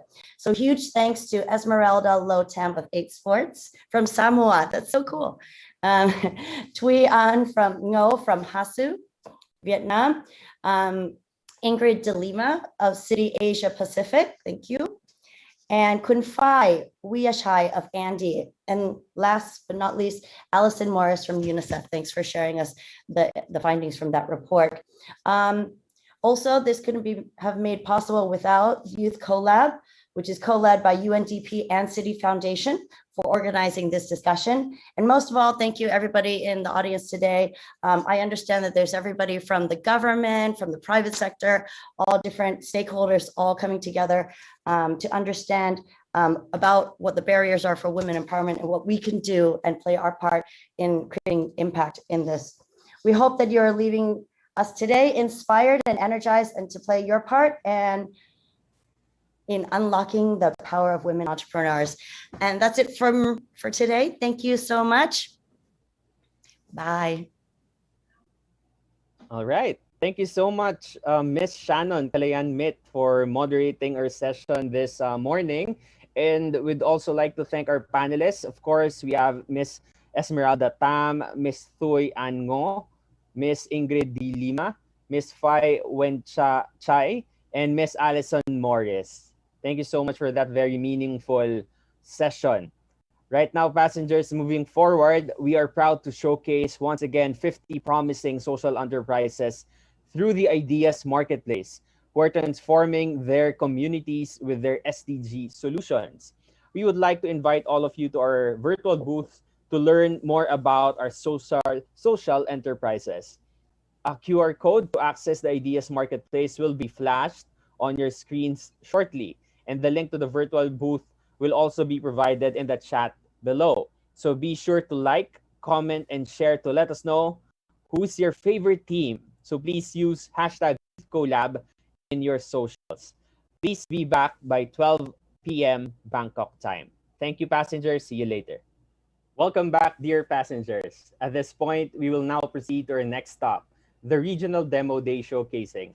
To begin, we will have a welcome message to be delivered by Ms. Amra Naidu from Accelerating Asia Ventures. Ms. Amra, go ahead. Hi, everyone. My name is Amra Naidu, and I'm the co-founder of Accelerating Asia and general partner of Accelerating Asia Ventures. Thank you so much for joining us today. So Accelerating Asia has three parts to what we do. The first, and what we're most known for, is our flagship Startup Accelerator program, which is for pre-Series A companies from around Southeast Asia and South Asia. We run this program twice a year, and we take in founders that are working on businesses across all industries. The second part to what we do is we run an early stage VC fund. Accelerating Asia Ventures invests in startups we take through our Accelerator program. Finally, as an extension of the work that we do through our fund and our Accelerator, we are always happy to work with multinationals, governments, universities, and organizations like UNDP to find ways to support more entrepreneurs and startups in the region. Accelerating Asia is so proud of the strong relationship that we have developed with the Youth Collab, which is an initiative co-led by UNDP and Citi Foundation.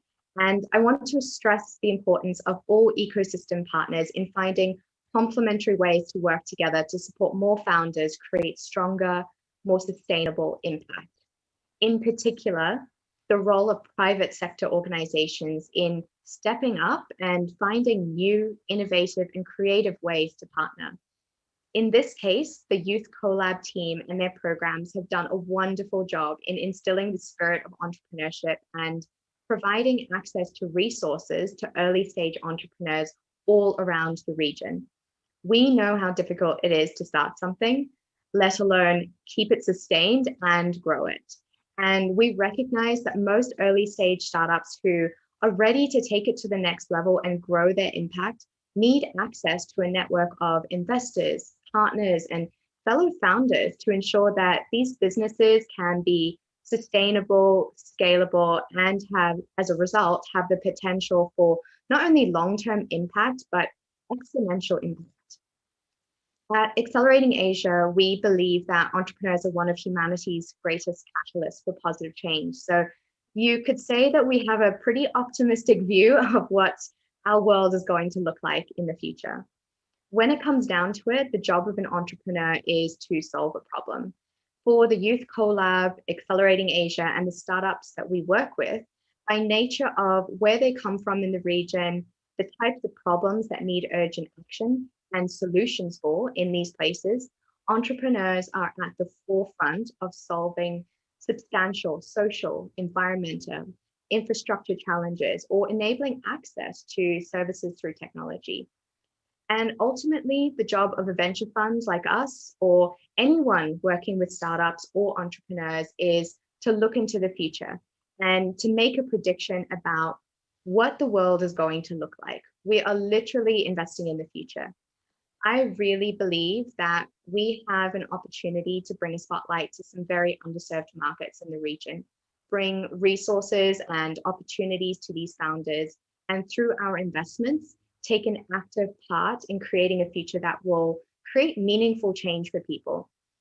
So while I don't believe that every issue in the world can be addressed through impact and business, with 80% of Accelerating Asia's portfolio now considered impact and directly addressing one or more of the SDGs, we're excited to see how we can continue to invest in and support opportunities where they do.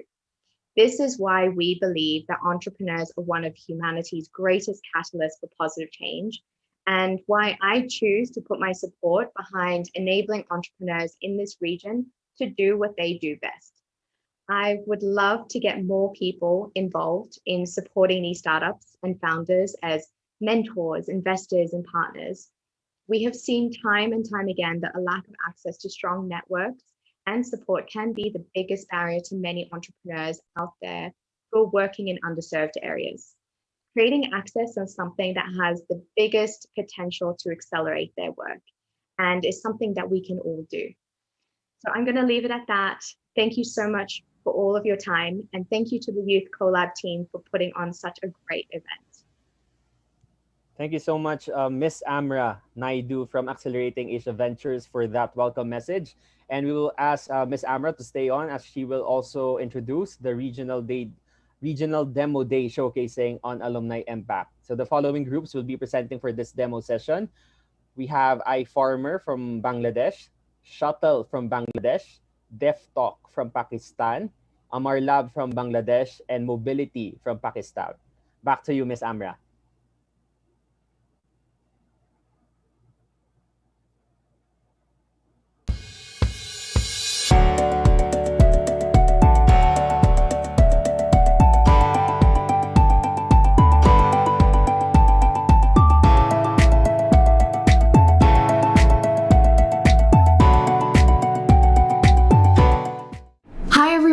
Welcome to the Youth Collab Summit 2021. I'm Amra Naidu, the co-founder and general partner of Accelerating Asia Ventures. In this session, we are delighted to be showcasing our young social entrepreneurs who have graduated from the Springboard program of the Youth Collab, which is co-led by UNDP and Citi Foundation. These startups have gone on to excel in our flagship Accelerator program, raising over $3.5 million collectively to date from top investors in the region. Investing in young social entrepreneurs is important for our venture fund because we believe that entrepreneurs are one of humanity's greatest catalysts for positive change. And we have been doing this and running a number of different types of programs to support entrepreneurs in contributing to the Sustainable Development Goals. We find that young founders from the Youth Collab to be incredibly special because of their diversity and resilience, from supporting farmers to improving healthcare to creating a more inclusive employment system and logistics network, all with the vision to leave no one behind and advancing the livelihoods for their communities. Thank you again for joining us. Enjoy the presentations and make sure to get connected with the founders to share your encouragement and your support.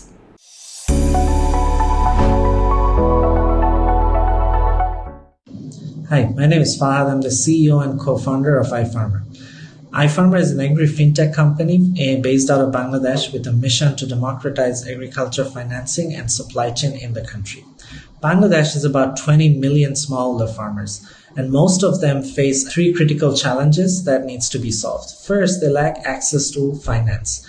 70% of farm financing comes from informal sources, or they come from microfinance. In both cases, farmers end up paying a high interest rate, and also the repayment structure is not favorable to the farmers. Second, because of lack of access to finance, the farmers don't really invest in high quality agriculture inputs, seed, pesticide, fertilizer, and so on. And lastly, when it comes to selling their produce, farmers have to rely on 3, 4, up to 6 layers of middlemen to sell their produce. According to a recent ADB survey, farmers lose up to 50% of their revenue because they have to rely on these multiple layers of middlemen to sell their produce. iFarmer offers three critical services to the farmers. First, we offer them access to finance by connecting them with individual and institutional funders. These institutional and individual funders invest in our portfolio, and the money is then channeled to the farmers according to their needs and according to their requirements. Secondly, iFarmer offers last mile delivery of high quality agriculture inputs and also offers timely advisory services using satellite and IoT based remote sensing. And lastly, we aggregate all the farm produce from the farmers and sell it to the buyers. Our buyers are mostly online groceries, super shops, exporters, processing companies, and wholesale markets. We started in December 2018 with only 50 farmers, and currently we are working with more than 8,000 farmers and have facilitated $4.5 million in farm and input financing. We are earning a revenue of $218,000 over the last 6 months on a monthly basis. And in December 2020, we have crossed $1 million in annual revenue. Till date, we have raised $700,000 in seed funding, and we are currently looking for $2 million in a pre-series A, which will help us to reach to 500,000 farmers by 2024 and generate an annual revenue of $50 million. I have worked almost 10 years in agriculture and rural economy. I've worked with organizations like the World Bank, CARE, Swiss Contact, and so on. And my co-founder, Jamil, who comes from a tech background. Combined, we have a team of about 40 people with a combined experience of more than 50 years in agriculture, finance, and technology. Thank you.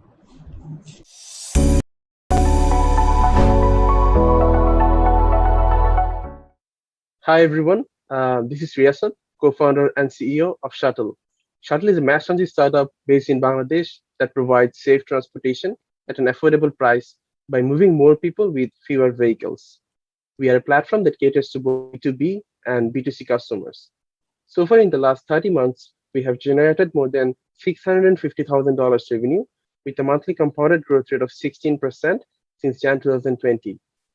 And especially during the pandemic, our monthly revenue increased by 60% and we were cash flow positive in 2020. So Bangladesh is a country of more than 170 million people. And most of these people have to rely on public transportation because of their economic condition. However, the sad part is the entire public transportation system in the country is unplanned, unsystematic, and unsafe. So when we started talking to our potential users, we had this very interesting finding. There are different segments of people in the society, and these different segments have different needs and different priorities. For example, for women, safety is the major concern. But on the other hand, men want the fastest solution at the cheapest price. And then we have businesses who want to avoid the hassle of managing transportation for their employees. So our understanding from the entire situation was that 21st century mass transit solutions need to cater to the unique needs of each of the segments separately. Keeping that in mind, so far we have launched two services, Shuttle for Women and Shuttle for Business. Back in 2018, we started with Shuttle for Women because a study done by the development organization BRAC shows that 94% women commuting in public transport in Bangladesh have experienced physical, verbal, or some other forms of sexual harassment, which means around 85 million people in the country are scared to commute alone. This is the initial problem that we wanted to solve. We provide the service in air-conditioned minivans where 10 to 11 women can safely commute together by paying less than 1/4 of ride-sharing cars. Using data, we project demand and design the most efficient routes possible for our customers. Most of our Shuttle for Women users are university-going students, and these are some of the key characteristics of these users. Since our users use Shuttle for daily commute, either to go to universities or offices, we have very high stickiness and customer lifetime value. On the other hand, since the beginning, we've been growing organically through word of mouth, and that is why we have low customer acquisition cost. So as we were successfully scaling up Shuttle for Women, we realized that the same solution can add great value to multinational companies as well. We launched Shuttle for Business with Standard Chartered Bank in October 2019. And since then, we have been ramping up our B2B services on top of our existing model and technology. In the last few months, we started working with HSBC, IDLC, Digicon, and a lot of other companies. So only in Bangladesh, we have a total addressable market of $7.5 billion. But we do believe that solution can be implemented in other developing countries as well. The business model has been validated in different parts of the world with billions of dollars investments from companies such as Amazon, Toyota, and Ford. So the core team of Shuttle has previous experiences of founding and establishing successful businesses. And the good part is all three of us grew up in Bangladesh. We have experienced the problem ourselves, and we have been working together for more than 3 years, which has given us a lot of insights and knowledge to succeed in this business. So far we have raised close to $1 million from angels, VCs, and institutional investors from different parts of the world. So I'll finish my presentation with a quote from the ex-mayor of Bogota, who once famously mentioned, "A developed country is not a place where the poor have cars, it's where the rich use public transportation." And hence, we envision to make safe and comfortable transportation inclusive and affordable for mass people in developing countries. Thank you.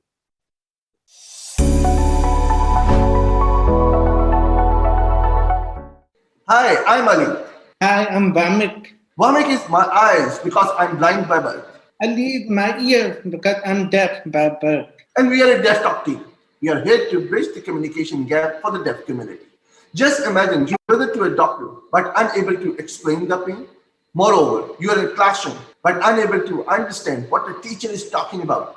That's 500 million deaf community facing that particular challenge every single day in their life. And if we talk about the Asian statistics, that's 256 million deaf people facing this particular problem because of limited language interpreter. For 8,000 deaf users, only one sign language interpreter is available in Asian market. So I was born deaf, and the biggest challenge was the lack of interpreter. I was denied the ability to continue my education. That's why I moved to the US for sign language facility. With the help of interpreter, I was able to complete my computer engineering and return to Pakistan only to realize the problem was still there. And that's why we have built the platform to empower the deaf community. We are bridging this gap by providing online sign language interpretation services through our mobile app, which is available on both iOS and Android platform. We have piloted from Pakistan, scaled to Singapore, and now launching the services in the Sri Lankan market. This is a screenshot of our mobile app. It works like a marketplace. Deaf users connect with certified sign language interpreters on just one click via video calling solution. And end of each call, it's a feedback mechanism as well. So here is a small demo of how we operate. This is Memuna from Devlog as a sign language interpreter. मैं help Kamran की, तो kindly मुझे बताइए मैं कैसे help कर सकती हूँ और आप क्या क्वेश्चंस पूछना चाह रही हैं? हाँ, please kindly answer on his behalf. Introduce yourself. Please ask him to introduce himself.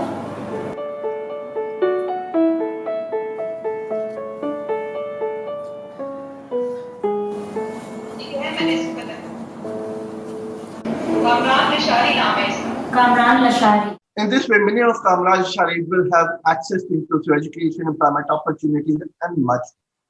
In 3 years of operations, we have rendered more than 120,000 hours of sign language services. We have active 19,500 plus users from both Pakistan and Singapore market, out of which 740 plus deaf community got employment opportunities. We facilitate 92 calls on average basis daily for hospital and medical purposes. Lastly, but not least, 112 people has been enrolled first time in the history of Pakistan for higher education. Now people like Mohammed don't need to fly to US for quality education. We believe we are the first market movers initiative in Asia and Pacific. But there are certain traditional interpretation services are available who provide physical interpretation. Our USP is pretty clear. We are 24/7 available. We are access on just one click, and we are pretty affordable for the deaf users. Its interpretation services on demand. This is our revenue model. We charge per minute basis from B2C customers, and gross margin out of it is 40%. But for B2B, it's a monthly subscription. Here are some key clients and partners which we are working for last 3 years, such as Google, Facebook, Twitter, Singapore International Airlines, UNDP, Accelerator, and much more. We got some international recognition, such as we were the best startup of Asia Pacific by UNDP and Citi Foundation in 2019. We secure first position in Zero Project 2021, and we secure second position in Thai Startup Cup Challenge in 2019 as well. Here are some key highlights for last 6 months. Our month-on-month revenue growth is 25%. We have just clicked the $320,000 of revenue in 2020, even the COVID period. Our cost of customer acquisition per kilo is just $3 as compared to the lifetime value is $150. We engage partnership last year with Facebook, Google, and much more. This is our founding team. I'm looking after the business development side, EQ is looking after the operation, and Vamek is looking after the technology side of DevTalk. Cumulatively, we have 33 years of working experience in this field. We are raising $1 million USD in order to scale globally and tap one new market. More importantly, building our technology, and out of which we have already raised $500,000, which is $500,000. Only $500,000 is remaining. So in the first two pictures, we were working in a multinational company, but we had to quit a lucrative job. And the second picture was the first step toward the movement. So would you help us bridge the gap? Thank you.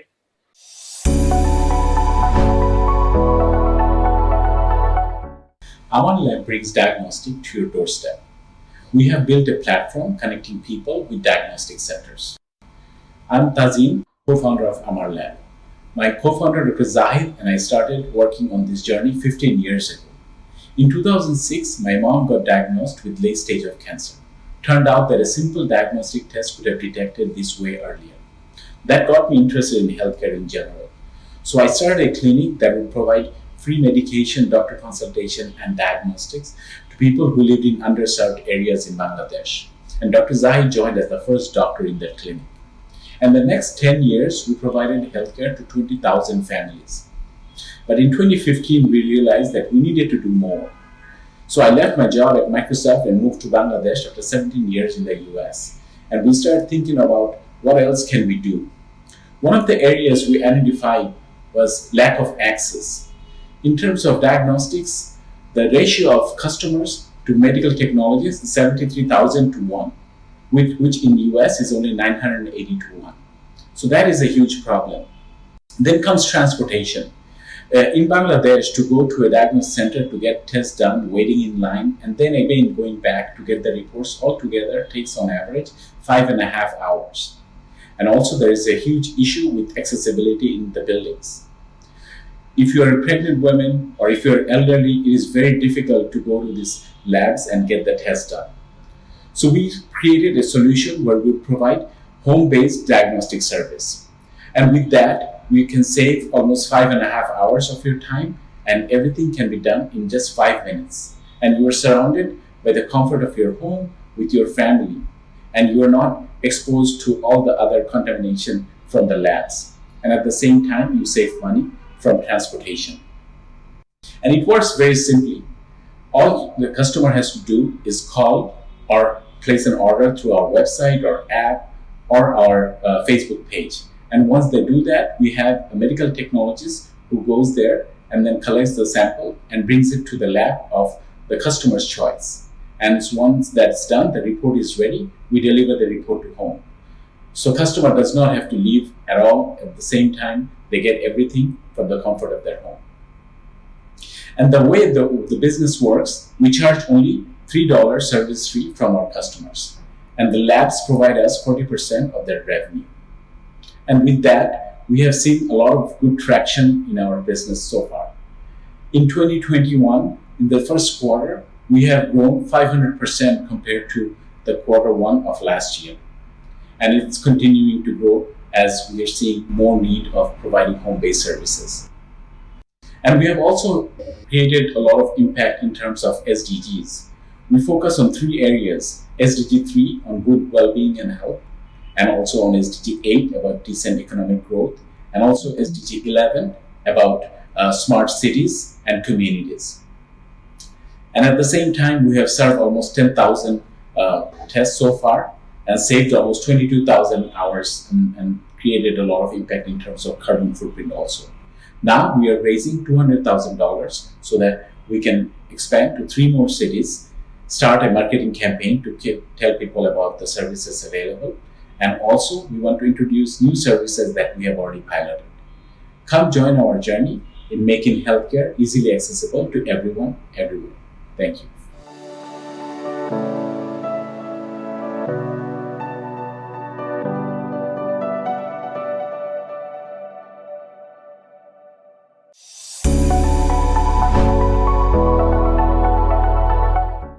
A morning jog or walking with your family in a park are things that we take for granted. So was the case with Syam Nasir till he lost his lower limb in a car accident. A potential valedictorian took a gap year. A top-off spinner could only dream of going back to the field. This is when we first decided to develop a lower limb prosthesis and successfully helped Syam break his wall of disability. But it was hardly a scratch on the surface, as there are over 28 million lower limb amputees around the world, with the solutions being either very expensive or having limited functionality. As even now, 80 to 90% differently able have failed to join back their jobs, as the solutions fail to rehabilitate them. This is where mobility comes in. We provide state-of-the-art yet affordable prosthetic and assisted devices to break the wall of disability. And to do so, we developed an international standards-compliant prosthetic foot by using the world's waist that allows patients to walk, run, jump, even climb stairs and drive a car through 3 different models starting from $100 US. To protect our technology, we are filing 4 patents. Now, this places us at a very favorable position in the market. We are at least 7 times cheaper than our closest competitor, primarily because of our easy-to-manufacture design and processes, our demographical advantage of being in Pakistan, which means cheap labor, low-cost R&D, and patient testing. And thirdly, it's our relationship with the manufacturer. Unlike most hardware startups who spend a significant amount of their money in building and maintaining inventory, we save all of that, as this is being done by our manufacturer, making our business model financially efficient, de-risked, scalable because practically we are working like a dropshipping company, and highly profitable because our margins are still as those of the manufacturers. Apart from being affordable, our foot offers a great range of customization and a comprehensive activity support to give it the ultimate edge over its competitors.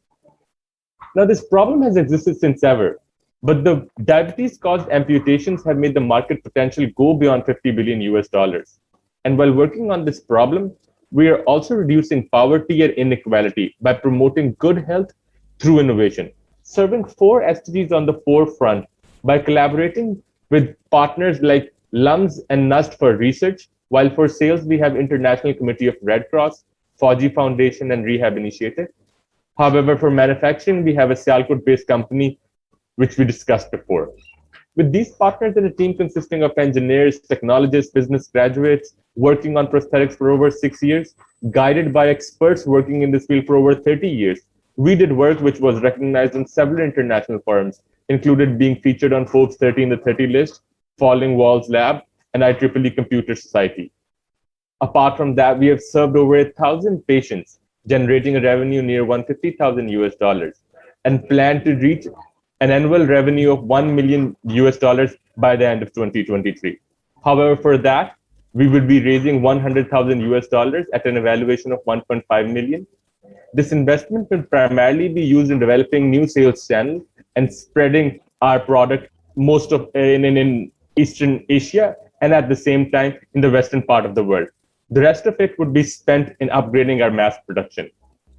In short, mobility aims to break the wall of disability across all divides of society, and not just call disabled differently able, but differently able then. Thank you.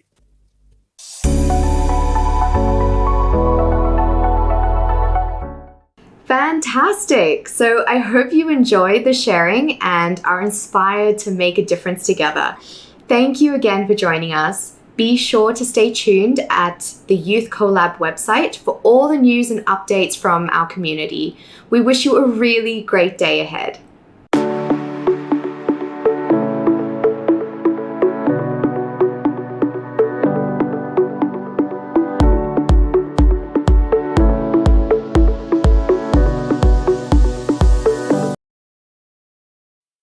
much, Amra, and to all our presenters in the demo. And at this point, dear passengers, you'll be watching two musical performances. First, we'll have Too Young Initiative. Too Young Initiative is a community-led arts organization that works to preserve indigenous cultures and traditions. In the following performance, I invite Juvita Tatanuan, a young indigenous entrepreneur, to share with you more about her organization. This will be followed by a performance by Here and Found. Here and Found is a social startup that aims to provide access to distinctive local music and sound around Thailand. Founded by two young female entrepreneurs, the organization aims to support local communities by highlighting these cultural treasures for media creators and adventurous listeners. The upcoming performance is from the northern region of Thailand and is a traditional song used to greet visitors. Passengers, please welcome Too Young Initiative and Here and Found. Please enjoy. Inu Dengar. Greetings from Miri Sarawak, Borneo, Malaysia.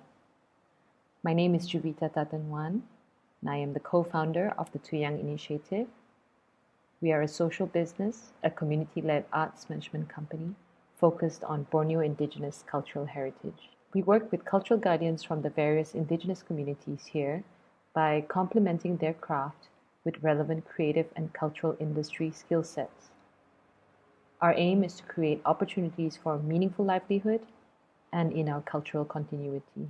We are proud that it is us, the youth, who are now taking the lead in the effort to care about our indigenous identities, our culture, and its future.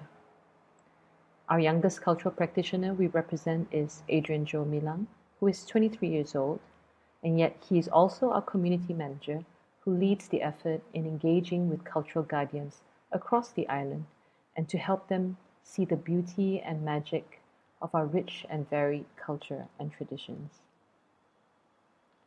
It is my honor and pleasure today to introduce to you two wonderful cultural guardians from my community, the Kenyah community. Solomon Gao, who is from Longikang, and Lian Balan from Long Mo, both in Sarawak, Malaysia. They will be presenting a song that is deeply ingrained within our people and culture. The song Ya Ataklan is a common and favorite merrymaking song, which is sung during our festivities and joyous events. Tiketawai, we hope you enjoy it. Selamat berjuta tepat patung usaha yung ina. Kanan C, selamat kau, bangsa Kenya, berasal C, Ulu Baram. Kenapa sekan C ni? Lian Balan, lupok Kenya Jem Baram. Yoko me manya le tekap me, beli kita telu cen New Zealand. Yoko me kalau pakai tahu cara adat asal, ame Jembalang ikam cen tahu belian me roti ini ame. Welcome kepada orang putih na, nyalama ikam naik kalau me cen tahu belian ini ya ataplah, tahu ada belian.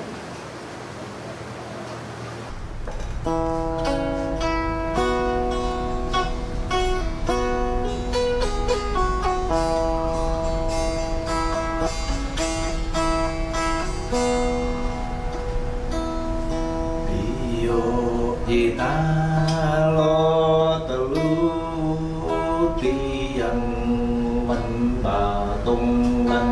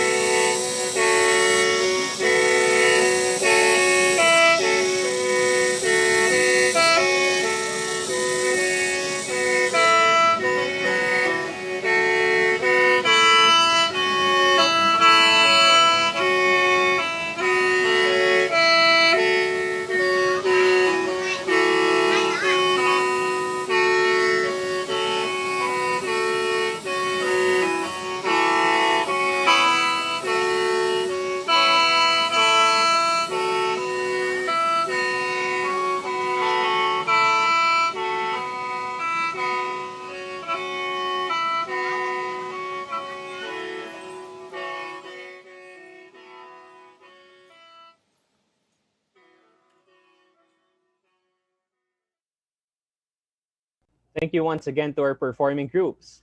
At this portion, dear passengers, to introduce the demo day showcasing on women's empowerment, let's welcome Ms. She Wai Chung, or Cynthia, our social entrepreneurship and innovation consultant of UNDP.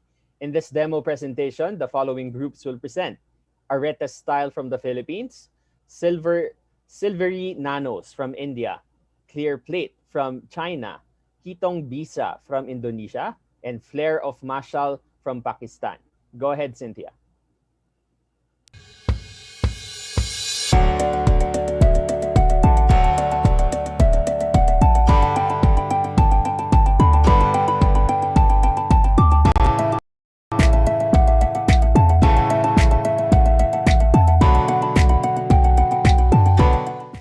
Hi, everybody. Welcome to the Youth Collab Summit 2021. I'm Cynthia, and I'm delighted to be sharing with you our young social entrepreneurs who are empowering women and also setting great examples for young girls and boys. Their solutions ranges from enhancing the livelihoods of women in post-war zones to making sure we have better access to healthcare and information all around. The Youth Collab is co-led by UNDP and Citi Foundation, and supporting young female founders are important to us because we make up half the population, yet with so much untapped potentials.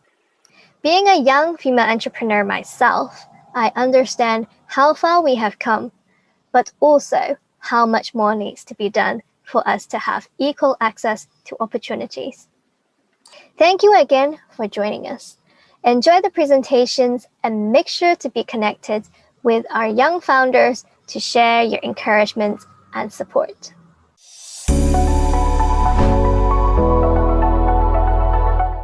Assalamualaikum, my name is Jal Mustari, 24 years old. I am a proud Maranao, born and raised in Marawi City. I grew up in a community that highly believes in the spirit of katitinabanga, or helping one another. I am an advocate of sustainable peace and cultural preservation. It has been almost 5 years since the Marawi siege. Limited socioeconomic opportunities make the victims vulnerable to engaging in negative coping mechanisms, especially women and youth.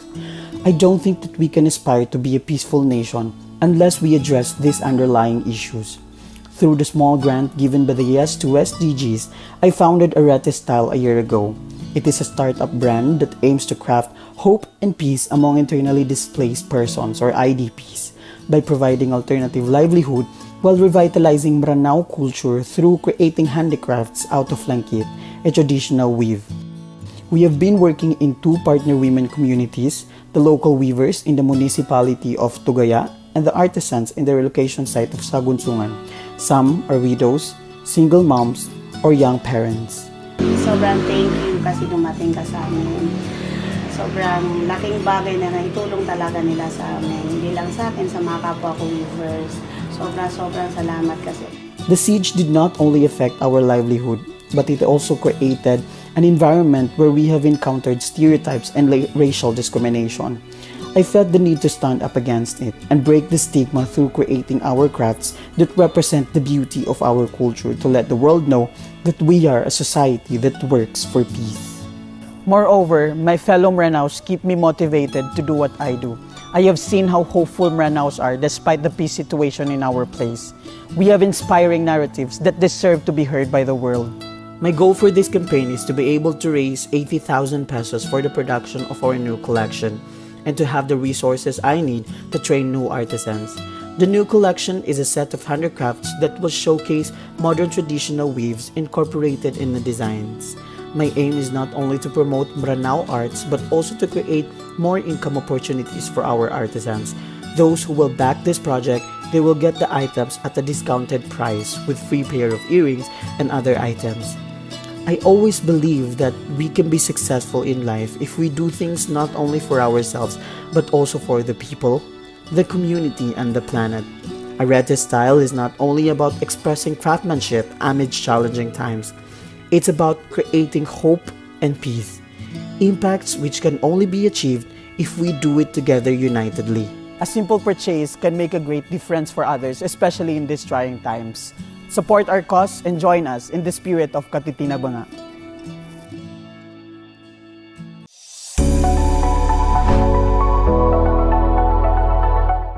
So cleaning toilets every day is such a big problem. But if you get clean, hygienic, infectionless, waterless, and easy cleaning toilet for a month, such a great solution. Silvery Nanos brings this solution to you. So just apply it once and get infectionless and easy cleaning toilets for 1 month. Yes, for 1 month. Hello, my name is Divarathu and I'm the founder of Silvery Nanos Innovations LLP. Every year, 150 million people suffers from urinary tract infection, which is a leading cause of bladder cancer. And this particular infection, the main cause is unclean and unhygienic public toilets. We can see that in public toilets, older women, pregnant women, or children cannot sit comfortably. They have to squat and sit. So cleaning them after every use for preventing UTI is such a big problem, and it's impossible with all the cleaners we have right now. The major problem, according to Times of India, is UTI microbes are getting resistance day by day. So I'll tell you my story that I myself have suffered from UTI in 2014. And after that, I was a microbiology student and I took a project in microbiology for preventing UTI. So when I was in hospital, I was in hospital for around 2 months and I couldn't attend college for 2 months. And the medicines I have taken was for around 2.5 months. But now the medications have increased for around 6 months, and the healthcare expenditure on preventing UTI and the problems we faced is quite high than what I faced earlier in 2014. So I think prevention is better than cure at this particular moment. Right now, the cleaners which are used for cleaning toilets is like Harpic, phenyl, bleach, which are quite less effective than like for every day. It has to be used around twice a day, but we cannot use it after every wash or use of the toilet. Right now, there are disinfectants like P-Safe, but then carrying P-Safe like with everyone is quite impossible. So it's costly, it's extra labor, the water usage in the toilets is quite high. Plus the fumes which comes out of these acidic cleaners is quite harmful for us, and the threat of infection is still there. So Silvery Nanos brings Happy Toe. Just spray it once and you get infectionless and easy cleaning toilet for 1 month. It's a spray which you apply once on the toilet inside as well as outside the toilet, and it has antifungal, antibacterial, antibiofilm, anti-scratch, water and stain repellent properties. It works between the pH 2 and 11, and it will create a thin transparent film on the toilet, which is transparent. You can't even feel it, but it will give a shiny appearance to your toilet. I'm doing my PhD right now in microbiology. I've done 3 years of long research in microbiology and in this particular nanotechnology field for Happy Toe. It saves up to 35% of water, and more than that, because the number of cleaning or the number of flushes you use for cleaning toilets is quite less that we have done in Vashi Bus Depot. It is very inexpensive. It is just $1.42 for one toilet for a month. Yes, it's for a month. And it forms a thin transparent layer which stays for more than a month, preventing germs to grow and also keeping it infectionless. About the team, we have 28 direct and indirect people in our team. So we have 2 chemists who is at the factory and 3 marketing people with CA. We won a lot of prizes and awards in Singapore and Entrepreneur. I won the UK Go Global DCMS program by UK government, then by IIT Bombay from Chancellor's Challenge. We are certified by NABL and from Equinox Laboratories with BTS. And these are the certifications we have got from across, I think, India, Europe. We have distributors right now in India, and we are looking for distributors in Dubai and Singapore. So we had a talk with Health Ministry of Singapore as well for the exclusive distributorship. The market size, what we are right now doing is B2B. And the B2B business is basically for, as we are dealing in public toilets, government public toilets, and these public toilets will be targeted by the distributors. And we are also starting with the B2C program, I think past 2 years down the line. But we are majorly focusing on B2C. We are a bootstrapped startup, and I have won a lot of prizes by the government of India. And I have started with that, and I have increased my income and made income out of selling the product. So Silvery Nanos does not only have applications on the toilets, but it also can be applied on taps, doorknobs, ceramic basins. And in Singapore, we've been applying on the airport trays because there's a lot of microbial load on the trays. And there's a lot of pass-up infections from the tray. So we have been focusing. So in COVID times, we had launched Happy Toe Plus for securing the surfaces of different kinds of surfaces. And we were successful in 2020 to deliver to Hyderabad, Punjab, and India. Happy to was quite a famous thing. So yeah, we believe in prevention is better than cure. And come join us with the mission of prevention of UTI across the globe by 2030. So thank you so much. Signing off, Divya Rathod. Happy prevention.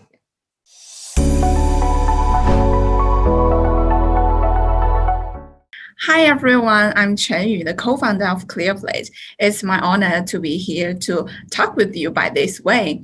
So today I want to introduce what is ClearPlate and what we are going to do. We found that now food waste is a global issue. According to UN, there are 1/3 of the food is wasted annually around the world, and this costs a direct economic loss of $750 billion and a significant damage to the environment. So we are thinking, if we can find an effective way to arouse public's awareness of food waste issue and also turn to action to fight against it. So ClearPlate was born. After each meal, that we can use ClearPlate app to take a picture of their plate. And our AI algorithm will identify that if this plate is clean, which means that you finished the meal without any wasting. So if yes, we will reward users with points. It's like a currency of this app. And first, it can turn the food waste safe to charity meals. The cooperative companies and the foundations will donate 1 RMB to the charity projects as long as the users use their points to donate to the projects on our platform. So this is the first part. And the second part is that users will get rewards from saving food. Think about it. You can use these points to exchange for some gifts, discounts, or some services on our platform for free, such as the restaurant coupons or some other products, that anything that you can find on it. So we like to build 3 benefit loops, include individual, societal, and environmental benefits on it. Also, we hope ClearPlate could be an open ecosystem to involve different stakeholders together, not only get benefits, but also make contributions together. ClearPlate matches with different SDGs, includes number 2, number 12, number 13, and also the number 17. For now that we have operated it for more than 2 years, that we have different cases with different institutions. And this serious practice show that the food waste amount will reduce by 12% to 15% every month on average after they use our ClearPlate app. So I think that is to show that we actually is a quite effective way to solve this problem to some extent. And also we will implement some different social campaigns. And also the different activities will gather over 100 million views. Because of that, they think, oh, it's a very interesting way that we can join it and we can see the results of it. And also we can do our best to help others on these activities. And now there are over 1,000 universities and companies have joined on our platform. They organized their own official groups to involve different students on it and to have their own activities. To date, we have near 5 million users who have been taking ClearPlate actions more than 40 million times. And also we've got some rewards domestically and internationally.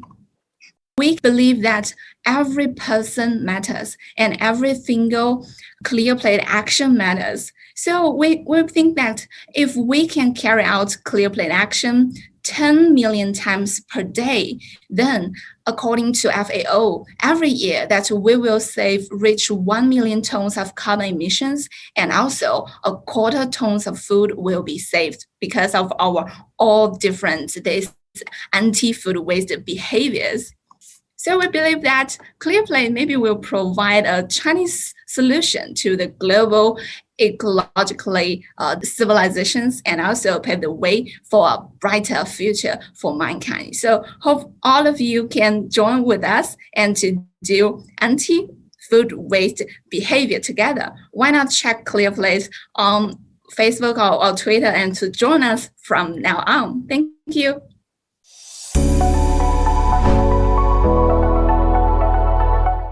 Hi everyone, my name is Koirun. I'm the founder of Kitong Indonesia.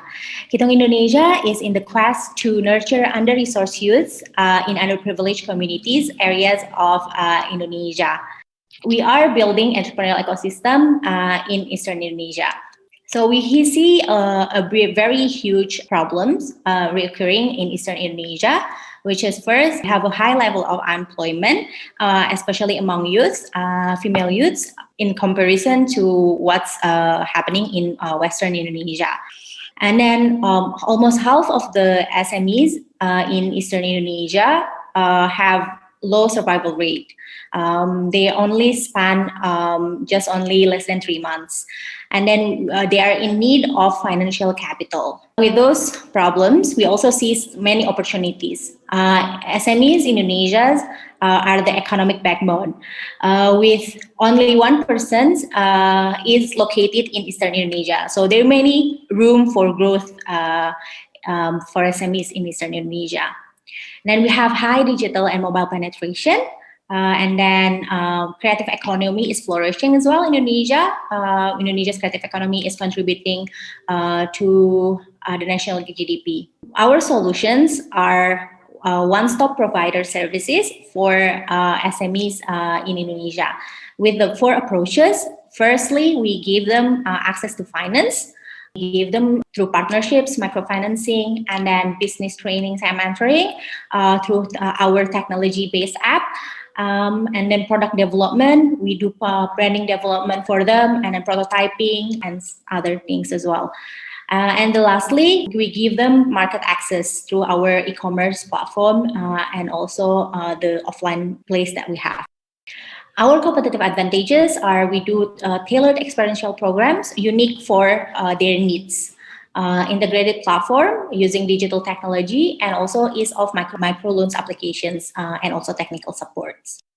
Our revenue models, we have 4. First one being community development services, product sales, wholesales and retail. We take 5 to 25% margin. Technical assistance at the time of microloan, 15% of a maximum of 5 million rupiah during a period of 3 to 6 months. And then branding and digital marketing services as well. Here are the timeline and achievements that we have done so far throughout the programs, throughout the business. So started piloting in late 2017 until 2018. We do business bootcamps. 2019, we do business bootcamps and giving market access to many SMEs and product development. And then we also got a lot of appreciations from national and internationals.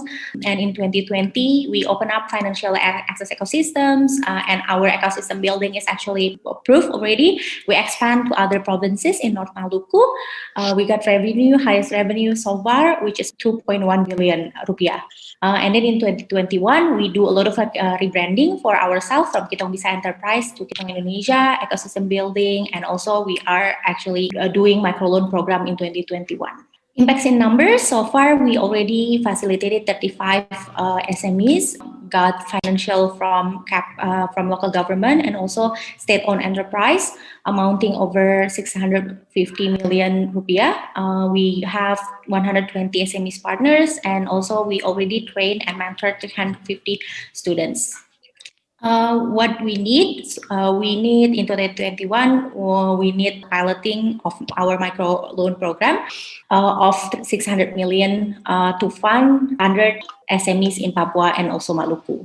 Our potential market within 2 years, we would love to have 1% of the total SMEs in Maluku and Papua province. So that way we can earn by each month is recurring for 120 million per month.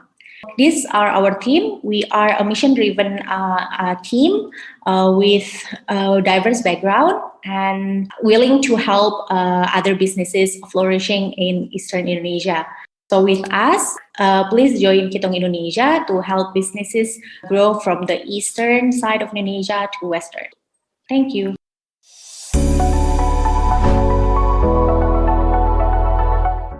Assalamu alaikum everyone, this is Lara from Lahore, Pakistan, and I'm founder Making a Society Healthier and Lively. So one day I received a call from my friend who said that she's having a trouble, and that was lack of access of awareness and also the products for sexual and reproductive health and rights. She said that her husband is abroad and she need to not have more children, and for that she need to be connected to a doctor.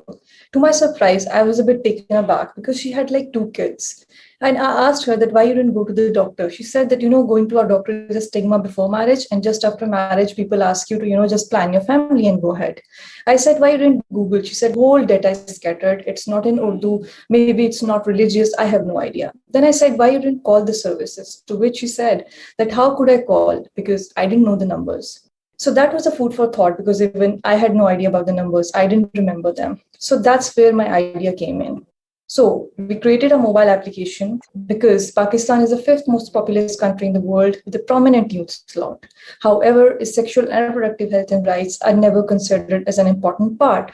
Despite of the easily accessible available services from government, people do not access them because of 2 reasons. One is the myths attached to it, and second is the lack of awareness. We created a mobile and a web application. Now, why it was unique? It had the following components. It had the contraceptive methods in English and in Urdu, all religiously applicable, all the content which was formed by the government, so people had like a trust on it. Second, what the most unique part was the geotags of almost 2,500 clinics which were there. So you just click the city, click the clinic, and it will directly take you to the location, which are free of cost.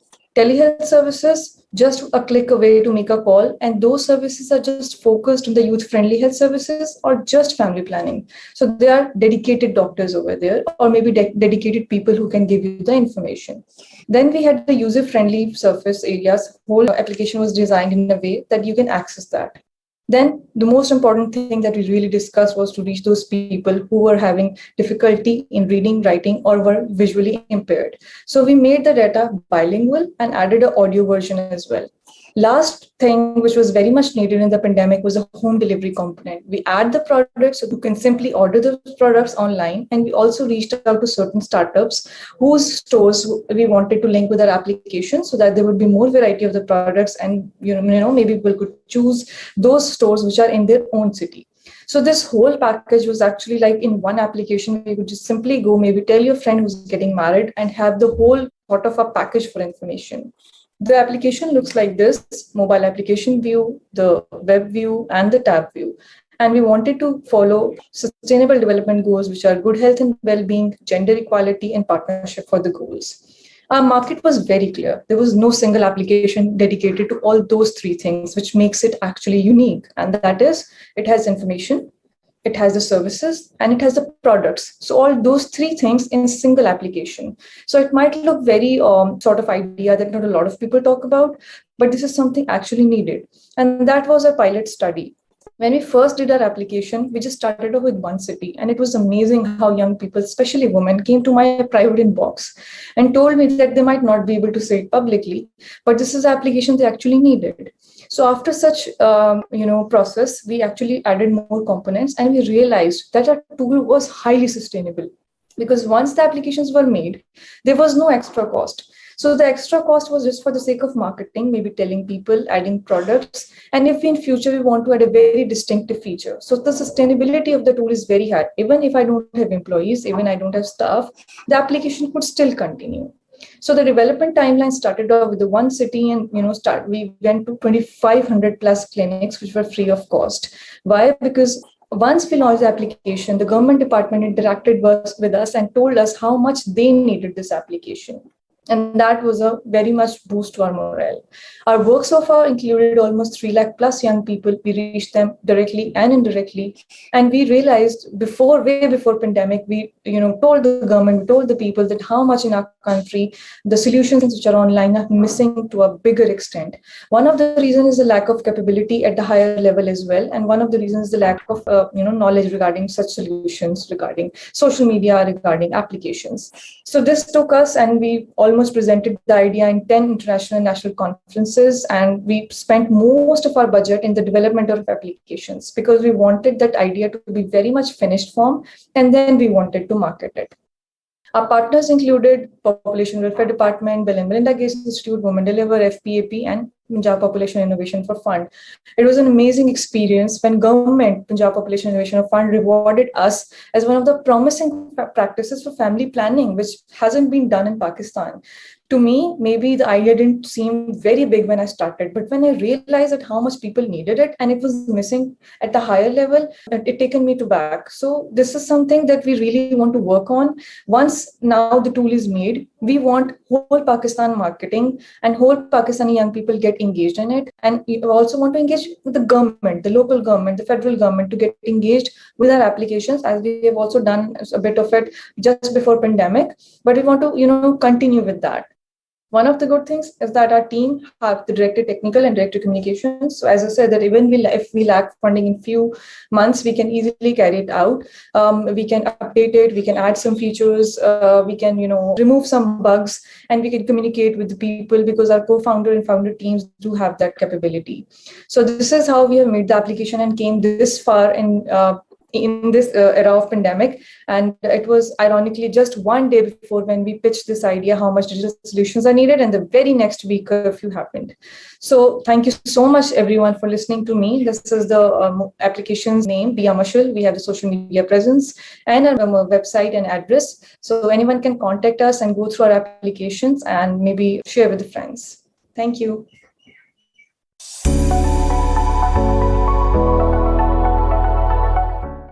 Incredible. Thank you so much to our young social entrepreneurs. And thank you for all joining us.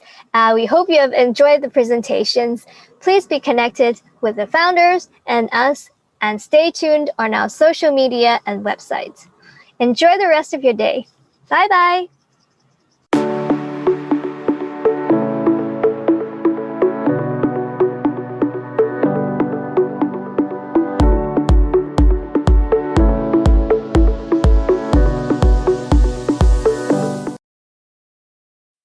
Thank you so much to Cynthia and to our presenters. At this point, let us listen to the reflections from aspiring entrepreneurs from the Movers program. To moderate this session, may we call in Miss Lee Jasmine Shi of UNDP. Jasmine, go ahead. Thank you, Jules. Hello, everyone. Ni hao, everyone watching on Zoom, Facebook, YouTube, and WeChat. My name is Jasmine Shi, and will be your moderator for this session. Actually, I don't run my own social enterprise, but working with Youth Collab, I work side by side with many youth social entrepreneurs. Despite of this, I've been gaining so much inspirations from the stories of our young entrepreneurs, especially from yesterday and today. I bet many of you with us here might be feeling exactly the same as me. Actually, there's one question I keep asking to myself. For youth like me, who don't have our own social enterprises, how can we also connect ourselves with entrepreneurship? In other words, do we really have to be an entrepreneur to be entrepreneurial? So to find out the answer, let's hear from 3 aspiring entrepreneurs from Movers community. Please make some noise on the chat if you're also part of the Movers community. In Movers program, youth like them are empowered to become facilitators and conduct localized workshops in their communities. We want to help develop SDGs awareness and entrepreneurial mindsets and skills among young people. So today, our 3 amazing movers will be sharing their reflections and learnings from the summit, as well as their journey as a mover and an entrepreneur to be. In the meanwhile, I also would like to invite all of our audience to answer this question in the comment area from all live streaming platforms. The question is, what did you learn about social entrepreneurship from the Youth Collab Summit? So without further ado, let's hear from Lorenzo Sablai from the Philippines. Lorenzo organized a series of movers workshops as pre-event leading up to the summit. He brought the idea of social entrepreneurship to his own communities. So Lorenzo, can you share with us what does social entrepreneurship mean to you? And what did you learn from your mover story? Over to you, Lorenzo. Thank you very much, Jasmine, for that wonderful introduction. And mabuhay everyone. I am Lorenzo Sablay from Manila, Philippines. I am a young medical doctor in training, and I am the country lead of the youth-led and youth-targeted organization, More Viral Than the Virus Philippines. Well, ever since I was in primary school, I somehow knew that the world, with most, if not all of its aspects, needs some changing. I have come to realize that there are groups of people that are not fortunate to receive even the most basic essentials in life. Largely thanks to my parents, upbringing, and education, I was exposed to some harsh realities of life. And from here on, I kept on asking, what can I do? What can I give? What can I contribute? I kept on reminding myself that I must not stop there and not to be boxed by my current limitations. I kept holding on to the dream and reality that, yes, even at this point at a young age, I can do something or anything to create meaningful change. Basically, this was the start of my leadership journey. In my country, there is still a significant portion of the youth who are marginalized or financially constrained and cannot attend school and receive basic education. There are still a lot of families living at or below the poverty line, needing access to daily aid or sustainable livelihoods. There is still so much discrimination and indifference toward gender, religion, disability, and culture present. Many Filipinos are victims of health misinformation that can affect their personal choices. And close to my heart, a significant portion of Filipinos still do not have access to basic healthcare resources and services. Now, the COVID-19 pandemic has worsened and put these harsh realities into the spotlight, waiting to be addressed. As a response to these questions and harsh realities, I had the calling and eventual passion to join social civic efforts and community endeavors, and even start and co-initiate some youth-led and youth-targeted organizations to provide channels for advocacies, help and inspire others, produce innovative solutions, and create meaningful change in the society. Interestingly, social entrepreneurship has unknowingly been a part of my life journey ever since. And now, through the Movers program and the Youth Collab Summit, I learned and affirmed that we do not need to be entrepreneurs to be entrepreneurial. A social entrepreneur is someone who pursues innovative strategies that have the potential to solve community-based problems. Social entrepreneurs are willing to take on the risk and effort to create positive change in society. Let us be social entrepreneurs in our own right. Saying yes to calls of action, to calls of leadership, and to calls for innovation means saying yes to a journey of social entrepreneurship. Entrepreneurs strive for innovation not only in our society, but also on innovating ourselves. To have fresher, more dynamic mindsets ready to create game-changing solutions, we must continuously strive to innovate ourselves. Entrepreneurs also know that no man is an island. We all function as a big ecosystem. Our actions, our personal choices, and our decisions would affect the lives of those around us. Being involved as an organizer of the Movers Program Entrepreneurship Summit made me realize something important. The Movers Program is by everyone and for everyone. It is by everyone because you can join and be involved in a program and facilitate your own workshops to start meaningful change. It is for everyone because the workshops are designed and can be delivered for almost any group of audiences. The Movers program is the exemplification of leaving no one behind, and I think that the Movers program can be just the push you're waiting for to kickstart your leadership and entrepreneurial journey. Thank you all for listening. Have an amazing day and stay safe always. Thank you so much, Lorenzo. Wow, I really like this quote from you. Saying yes to cause of action means saying yes to a journey of social entrepreneurship. Thank you so much for the wonderful sharing, Lorenzo. And next, we'll have Iris P from China. Iris, I know you just onboarded your Movers journey, and in the meantime, you're also planning on starting your own social enterprise on gender issues, right? I'm just wondering, from your perspective as someone who wants to address global development issues and is looking for some inspirations in entrepreneurship, what are your takeaways and lessons? Iris, please take the floor. Thank you, Jasmine. Hello, everyone. Nice meeting you all virtually.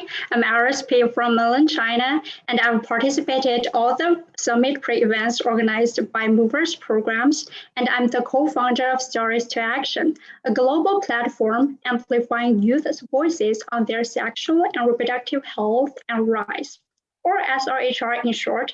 Stories to Action was founded in March 2020 with a global team sharing the same passion. We envision a world where every young person's voice on their sexual and reproductive health and rights is heard. We're always sporting for inspiration, learning about how to address social challenges through advocacy or maybe business model in the future.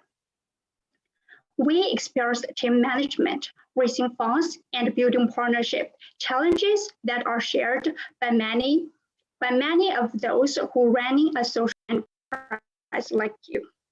In the face of difficulties, there are opportunities and hopes, especially when we have a determined team and trusted environment with over 10 core team members from 9 countries.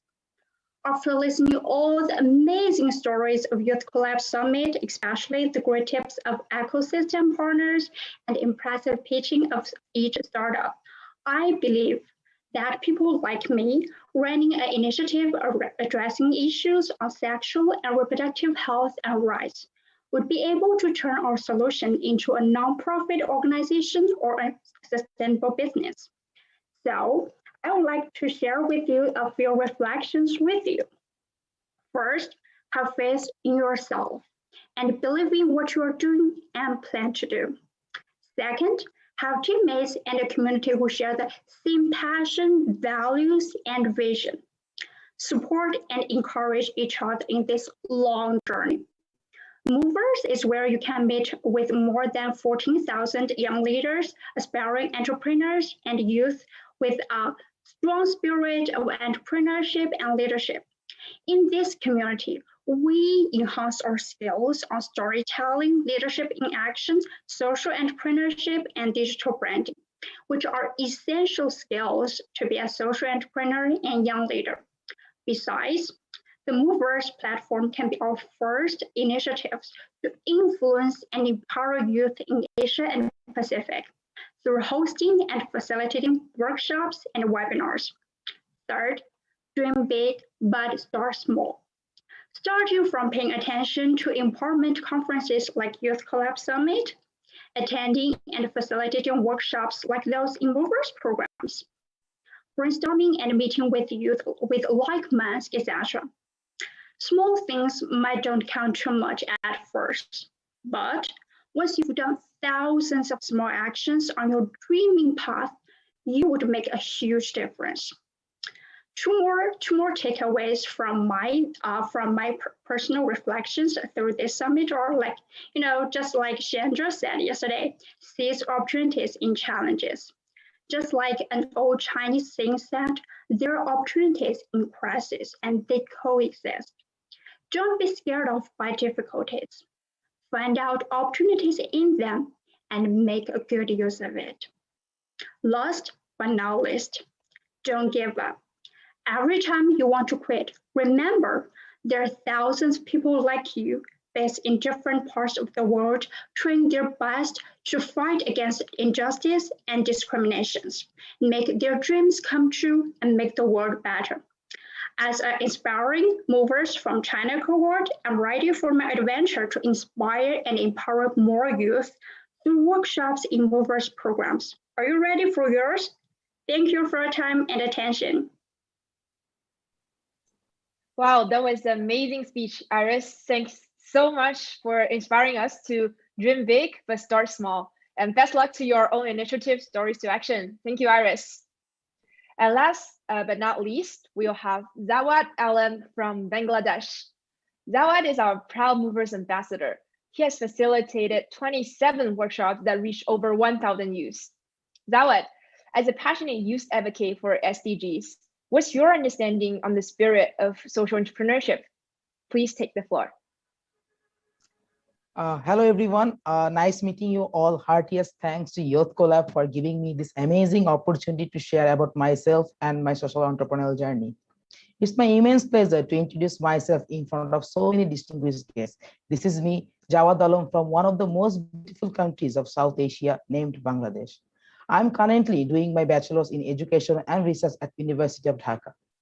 About my country, Bangladesh, this is a country of hope. This is a country of peace-loving people, and most importantly, the country of young change makers like you all. I'm the co-founder of Chalkboard, which is a content-based edtech platform in Bangladesh. Till date, we have published more than 600 digital contents, and now we are running a campaign on Safe Digital Space, which is an award-winning idea of Digital Khichuri Challenge arranged by UNDP Bangladesh. From my childhood, I used to love meeting new people, which eventually helped me growing network afterwards. I was always passionate about voluntary work and co-curricular activities. Debating is one thing which helped me to grow up my communication skills, and serving the debate club as the president helped me to polish my organizing skills. Adding to that, I'm proud to say that I was one of the organizers of pre-event mover series. After coming into university, me with some of my friends started to build a platform in Chalkboard. In the beginning, it was not that easy job to do. We started our journey in October 2019. But in the next year, whole world faced a huge crisis of COVID-19. It was not easy to pull off everything, but somehow we managed to do so.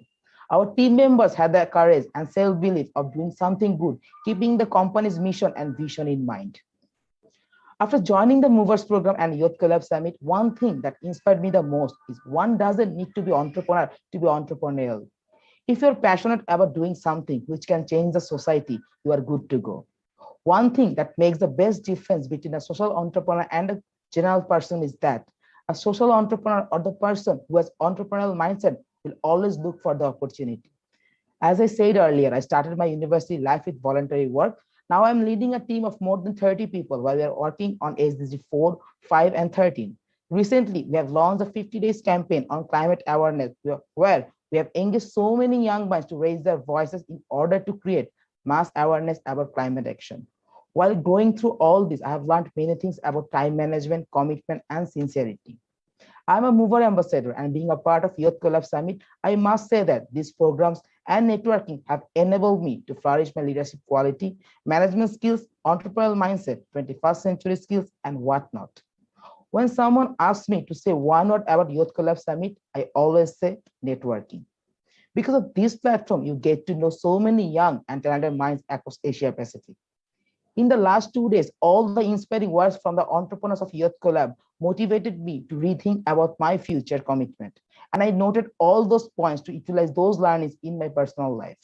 For all the aspiring young entrepreneurs who are present here today, I would like to say one thing, that you need to believe in yourselves.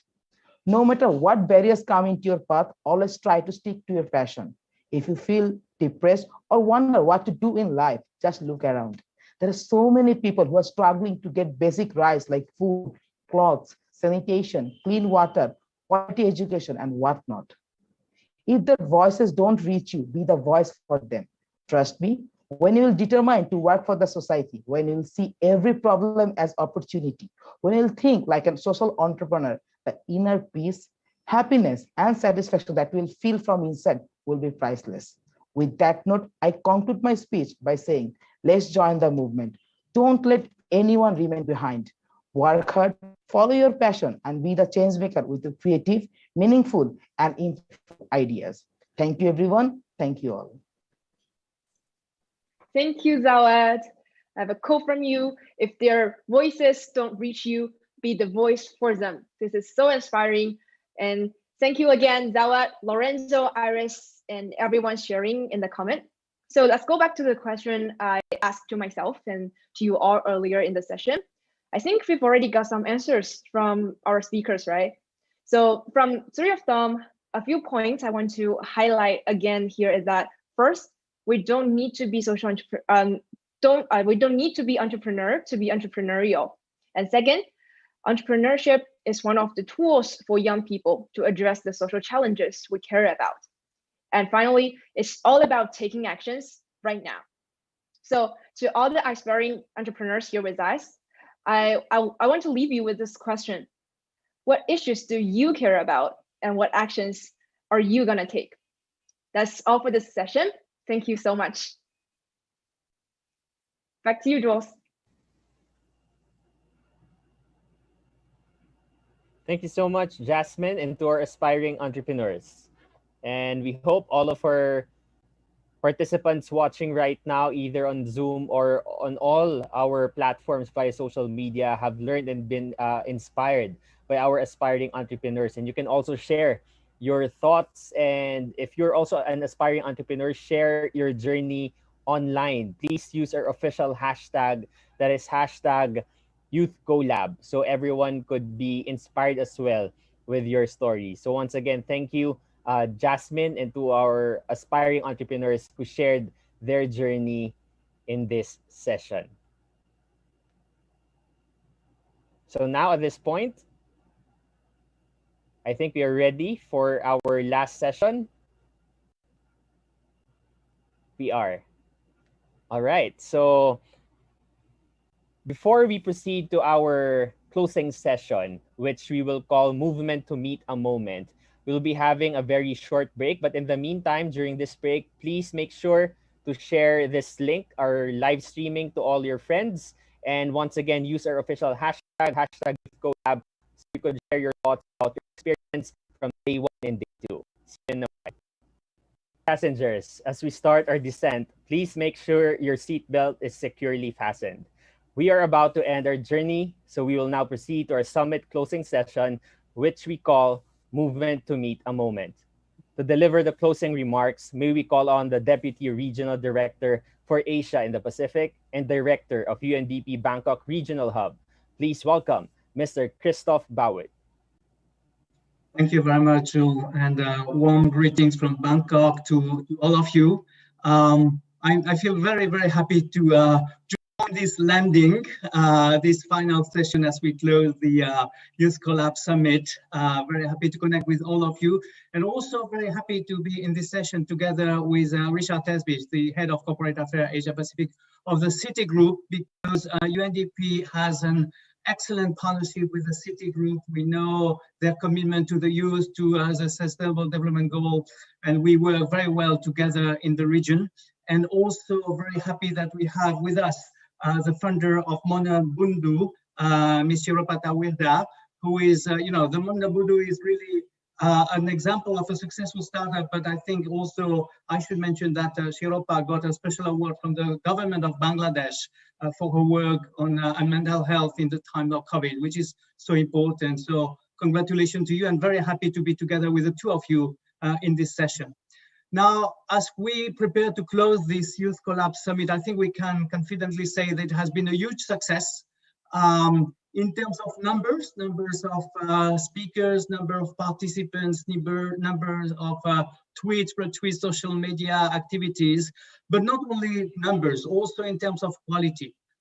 Quality of the intervention with people from all walks of life, youth, community representatives, senior government official, experts from industry, other sector, gender specialists, key players of the ecosystem. It has been an excellent combination of expertise, and also in terms of the content. And I really hope that we all feel invigorated by the intensity, by the energy of all the discussion that has taken place over the last 3 days, over the role of the youth for the future of the region, on the reality, the challenges, but also the opportunities for youth leadership, for innovation, entrepreneurship in Asia Pacific, in which the youth must take their part.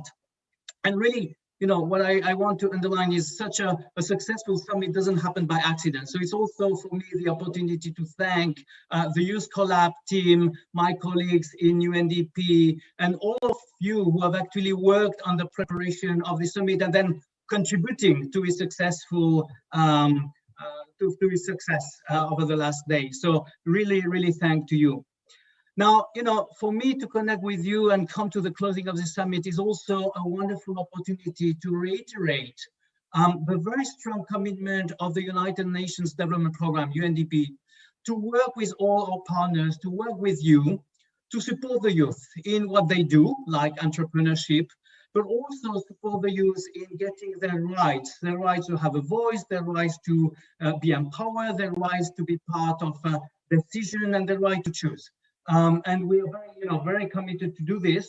But for UNDP, it's not only supporting the youth, it's also listening to them, working with them, and engaging with them. And I think, let me just give two examples that illustrate that important engagement. One is the whole campaign, which was a UN campaign about the future we want, where hundreds of young people from the whole region share with us their concern. And I remember that climate emergency, inequalities, power, geopolitical war among them, but also their aspiration, their hope for the future.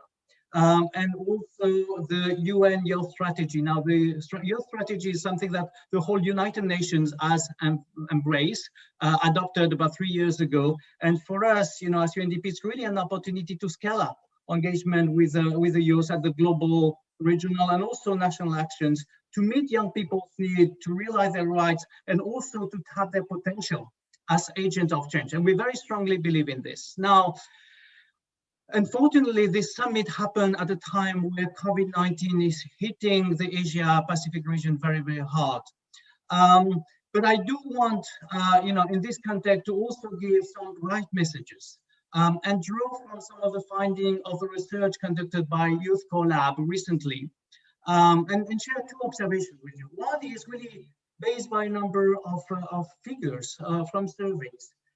Young entrepreneurs turn out to be quicker to switch from physical shop front to online marketplace. Almost all of them, 92%, share they had increased their use of mobile and digital solutions. 70% enter into new partnership, and about the same percentage implemented successfully financial coping strategy. And over 85% of them innovated, from launching new products, new services, to transforming their operating models. Now, to UNDP, that's really the evidence that the youth are agile, adaptable to challenges and changes, that they are savvy about digital platforms, but also that they are conscious of the social and developmental challenges that we face. And that's, I think, a very good lesson and also a potential that we need to harness. Now, the second observation, strikingly, and without dismissing the anxiety that still persists, is that many young people remain very hopeful for positive changes in the future, for post-COVID-19 recovery, for digital inclusion, financing growth, work, future economy, different jobs, and also gender equality. And I think we should take really hope and courage in this finding, in this reality, evidence that is emerging. And that is really the final message that I want to leave with you, because I think for UNDP, and I hope very much for all of you, it is very clear that young people must be central player to the COVID-19 recovery, and a recovery that is more sustainable and that is also more equal.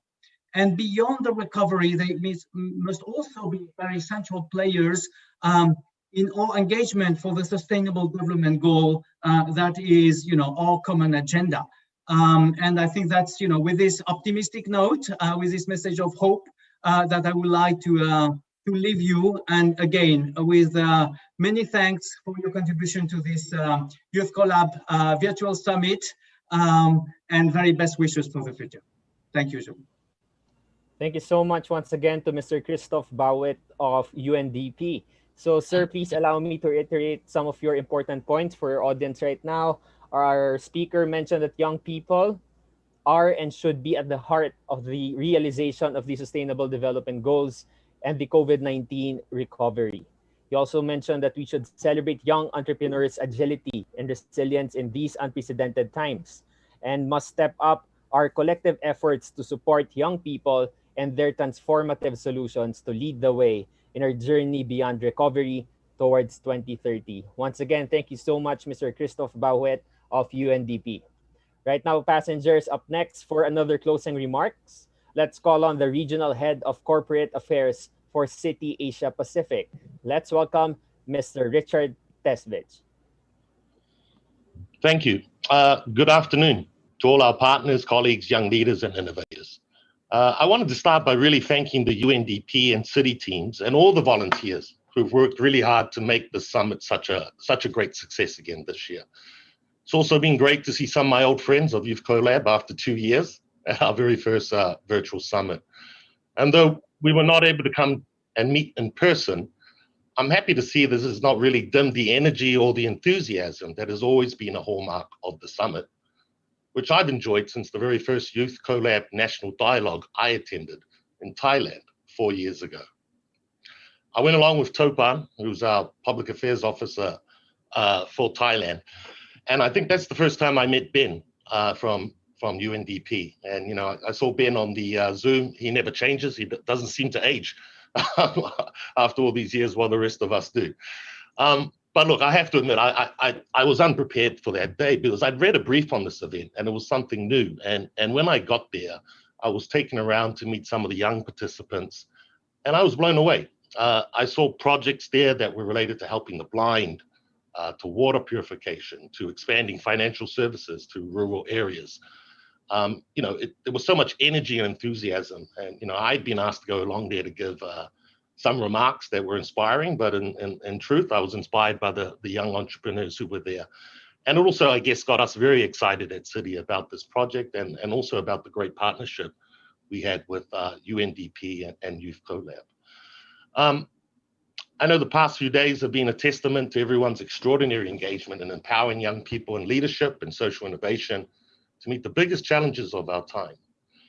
And the discussions we've had over the past few days are especially significant. You know, what's really stood out for me, I think the most, is the tenacity, the resilience, the grit that our young social entrepreneurs have shown in dealing with the challenges of the past year and the pandemic. We've also had some very important conversations around key issues such as climate change, gender equality, mental health and wellness, and inclusive development to ensure no one is left behind. At Citi and the Citi Foundation, we're proud to be a part of this tremendous ecosystem with representatives from governments, civil society, and the private sector across the region who share our vision to tackle systemic barriers to help young people create jobs for themselves and their wider communities and lead solutions that contribute to the UN's Sustainable Development Goals. And it's never been so important. I think, as we all know, the impact of COVID over the past year and a half has been devastating. And it's taken a massive toll on everyone in many different ways. And it's also laid bare a lot of the inequalities we have in society. And another byproduct, of course, of that has been it's only worsened the youth unemployment crisis. And you know, that's why at Citi, we're doubling down on our efforts to support young people in the region. It's part of our expanded Global Pathways to Progress commitment, to which Youth Collab is at the very heart. You know, Pathways was created to give young people the skills, the experiences, you know, that they need to really forge their own successful future. And in Asia Pacific, we're delivering on that commitment to invest $35 million over the next 3 years to improve the economic opportunities of youth from low income and underserved communities. And as I said, the discussions we've had over the past few days, you know, they've been especially significant because it's had a special focus of our commitment on the most vulnerable groups to ensure no youth is left behind, such as young women at risk, diverse youth, youth with disabilities. And, you know, we've discussed the stigma of mental health and wellness, which is incredibly important and probably something I know my parents never discussed. So in closing, I really just wanted to say thank you again to the young entrepreneurs who are really the heart and soul of this movement. You know, you're the true superstars. And, you know, it would be an understatement to say the past year has been a challenge. You know, it's taken a lot of ingenuity, a lot of courage to keep going. And, you know, hearing about how many of you have evolved your businesses and your models to make sure they continue to succeed. And I think that's what's really critical about Youth Collab. And, you know, it's It's giving young people a voice. It doesn't matter what your background is or your culture. Everyone has a voice. And I think that's what I really love about Youth Collab. And the innovative solutions you are developing will make a real change and make real progress in your community. So I applaud your courage and I wish you continued success. So, thank you again for being part of Youth Collab Regional Summit for 2021. And I hope next year we get to see each other in person. So with that, I'd say toi wha, soi fua. Thank you very much. Thank you so much, Mr. Richard Tesvich, for that very inspiring message. He emphasized that the past days, of course, is a testament of the potentials of young people, particularly the tenacity and grit of our young entrepreneurs on creating solutions, particularly on climate action, gender equality, and mental health, among others. And he also reminded us that the impact of COVID-19 pandemic has worsened inequalities in societies, particularly on youth employment. That's why Citi is here to support Youth Collab further, to provide a platform that will ensure that no youth is left behind amid the pandemic. Thank you so much for that commitment, Mr. Richard Tesvich of Citi. Now, passengers, moving forward for the last closing remarks this afternoon, let's call in the founder and CEO of Moner Bondu, Ms. Shiropa Tawida. Good afternoon, everyone. I'm honored to be at the Youth Collab Summit. Thank you for giving me the opportunity to speak here today. The last couple of days have been an amazing journey of learning, making connections, and sharing some brilliant ideas. My name is Tawhida Shiropa. I am the CEO and founder of Moner Bondu, a social enterprise that provides accessible and affordable mental health care services in Bangladesh. It has been exciting as well as a challenging journey. When I was 18, I moved from my small hometown of Gaibandha to the bustling city of Dhaka with a small bag, big dreams, and the desire to make a difference. I wanted to be a journalist to make a difference. As I wrote and learned, I also watched helplessly as my mother struggled with depression. At the newspaper where I worked, Prothom Alo, Bangladesh's largest daily, I also witnessed a strange coincidence. In the audience comment box, I read notes from thousands of people sharing their mental health struggles. Those comments and my mother's illness would mark a turning point in my career. I knew I wanted to help. I didn't know how, but I was determined to go down this new road. And so, Moner Bondu came into being in 2016. What is Moner Bondu? It's a Bengali word which means friend of your mind. Unfortunately, mental health is a much neglected issue in Bangladesh. This is partly due to the social stigma surrounding it and the consequent lack of resources to help people cope with mental health issues. We knew it would be really difficult, yet we persevered. Since those early days, we have provided mental health services to millions of people in Bangladesh. But our work is far from done. We want to become a household name, so people know that Moner Bondu is there for them when they are feeling down. But just as we are getting established and the COVID-19 pandemic hit, mental health problems increased due to the lockdown, loneliness, and an increase in domestic violence. Our work has become more important than ever before.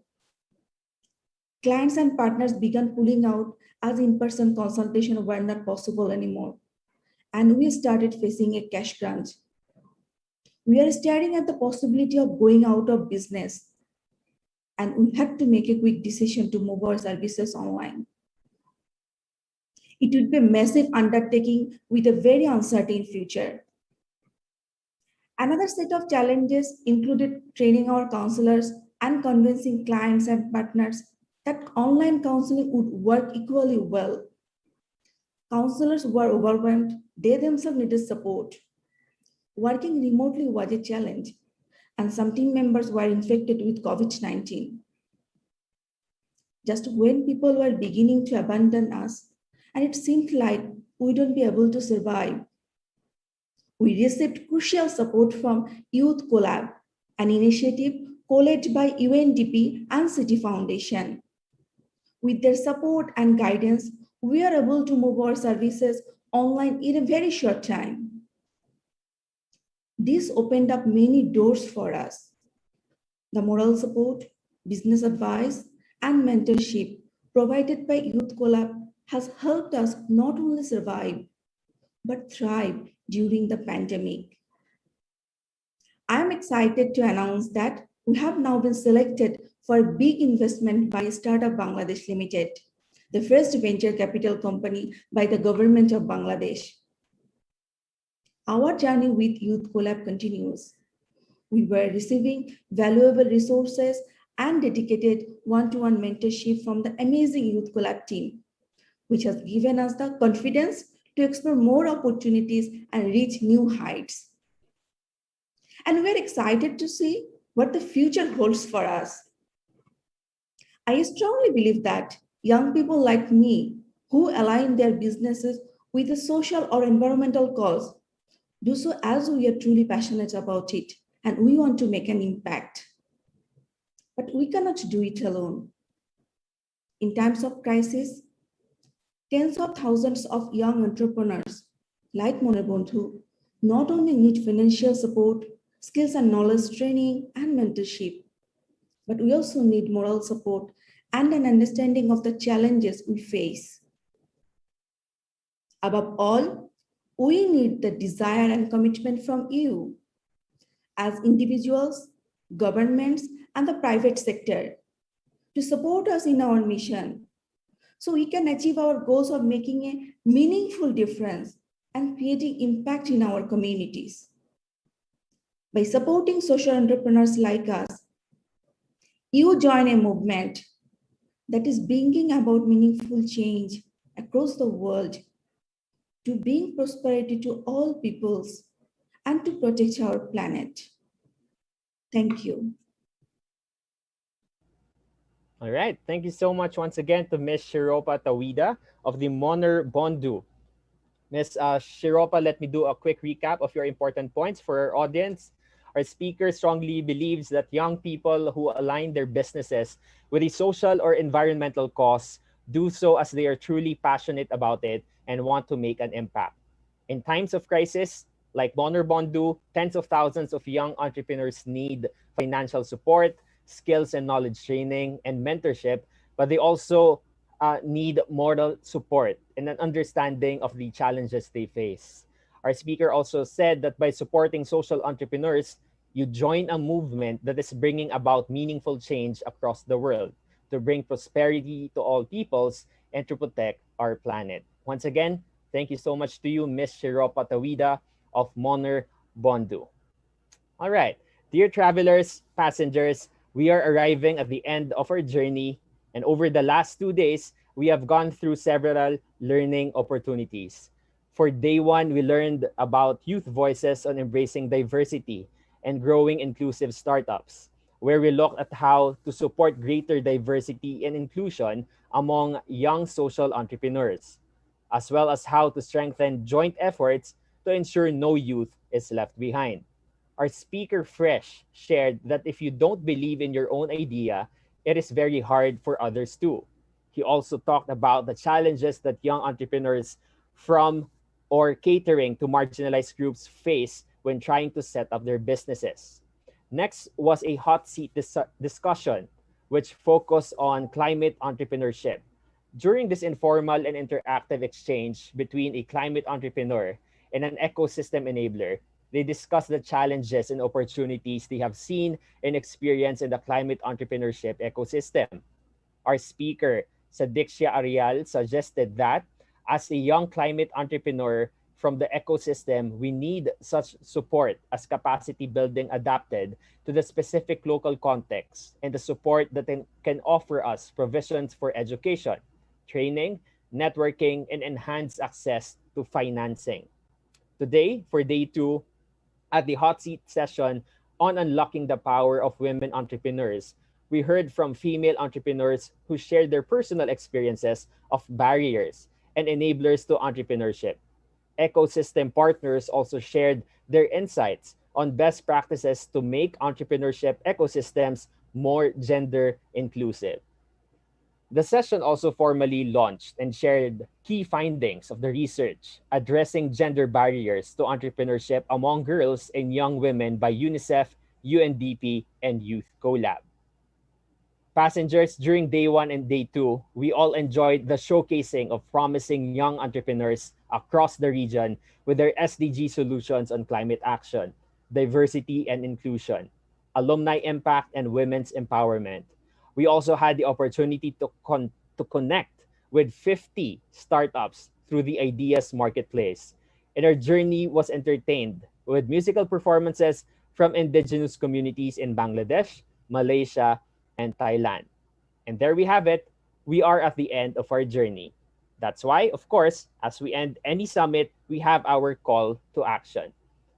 Dear young leaders, social entrepreneurs, ecosystem partners, private sector partners, and government counterparts, we all represent Youth Collab, the largest youth social entrepreneurship movement in Asia Pacific. We are gathering at this moment to achieve sustainable development goals while responding and recovering from the impacts of the COVID-19 pandemic. Youth Collab is a movement of action. So, for all young innovators, we ask you to support your communities in creating innovative and inclusive SDG solutions to address some of the key challenges we face in our societies. For ecosystem partners, we request you to join hands with the Youth Collab movement to provide mentoring, resources, and networks for young innovators to scale their solutions. And for government counterparts, we look forward for your leadership in creating policies and programs that will foster and strengthen youth entrepreneurship ecosystems during and beyond the pandemic. As we finally end this flight, we would like to hear from you. So please kindly accomplish our feedback form. Please scan the QR code which will be flashed on your screens. And there we have it. We have arrived at our final destination. On behalf of Youth Collab crew, I am Jules Giang from the Philippines, and I'd like to thank you for joining us on this trip, and we are looking forward to seeing you on board again in the near future. Have a nice day, everyone.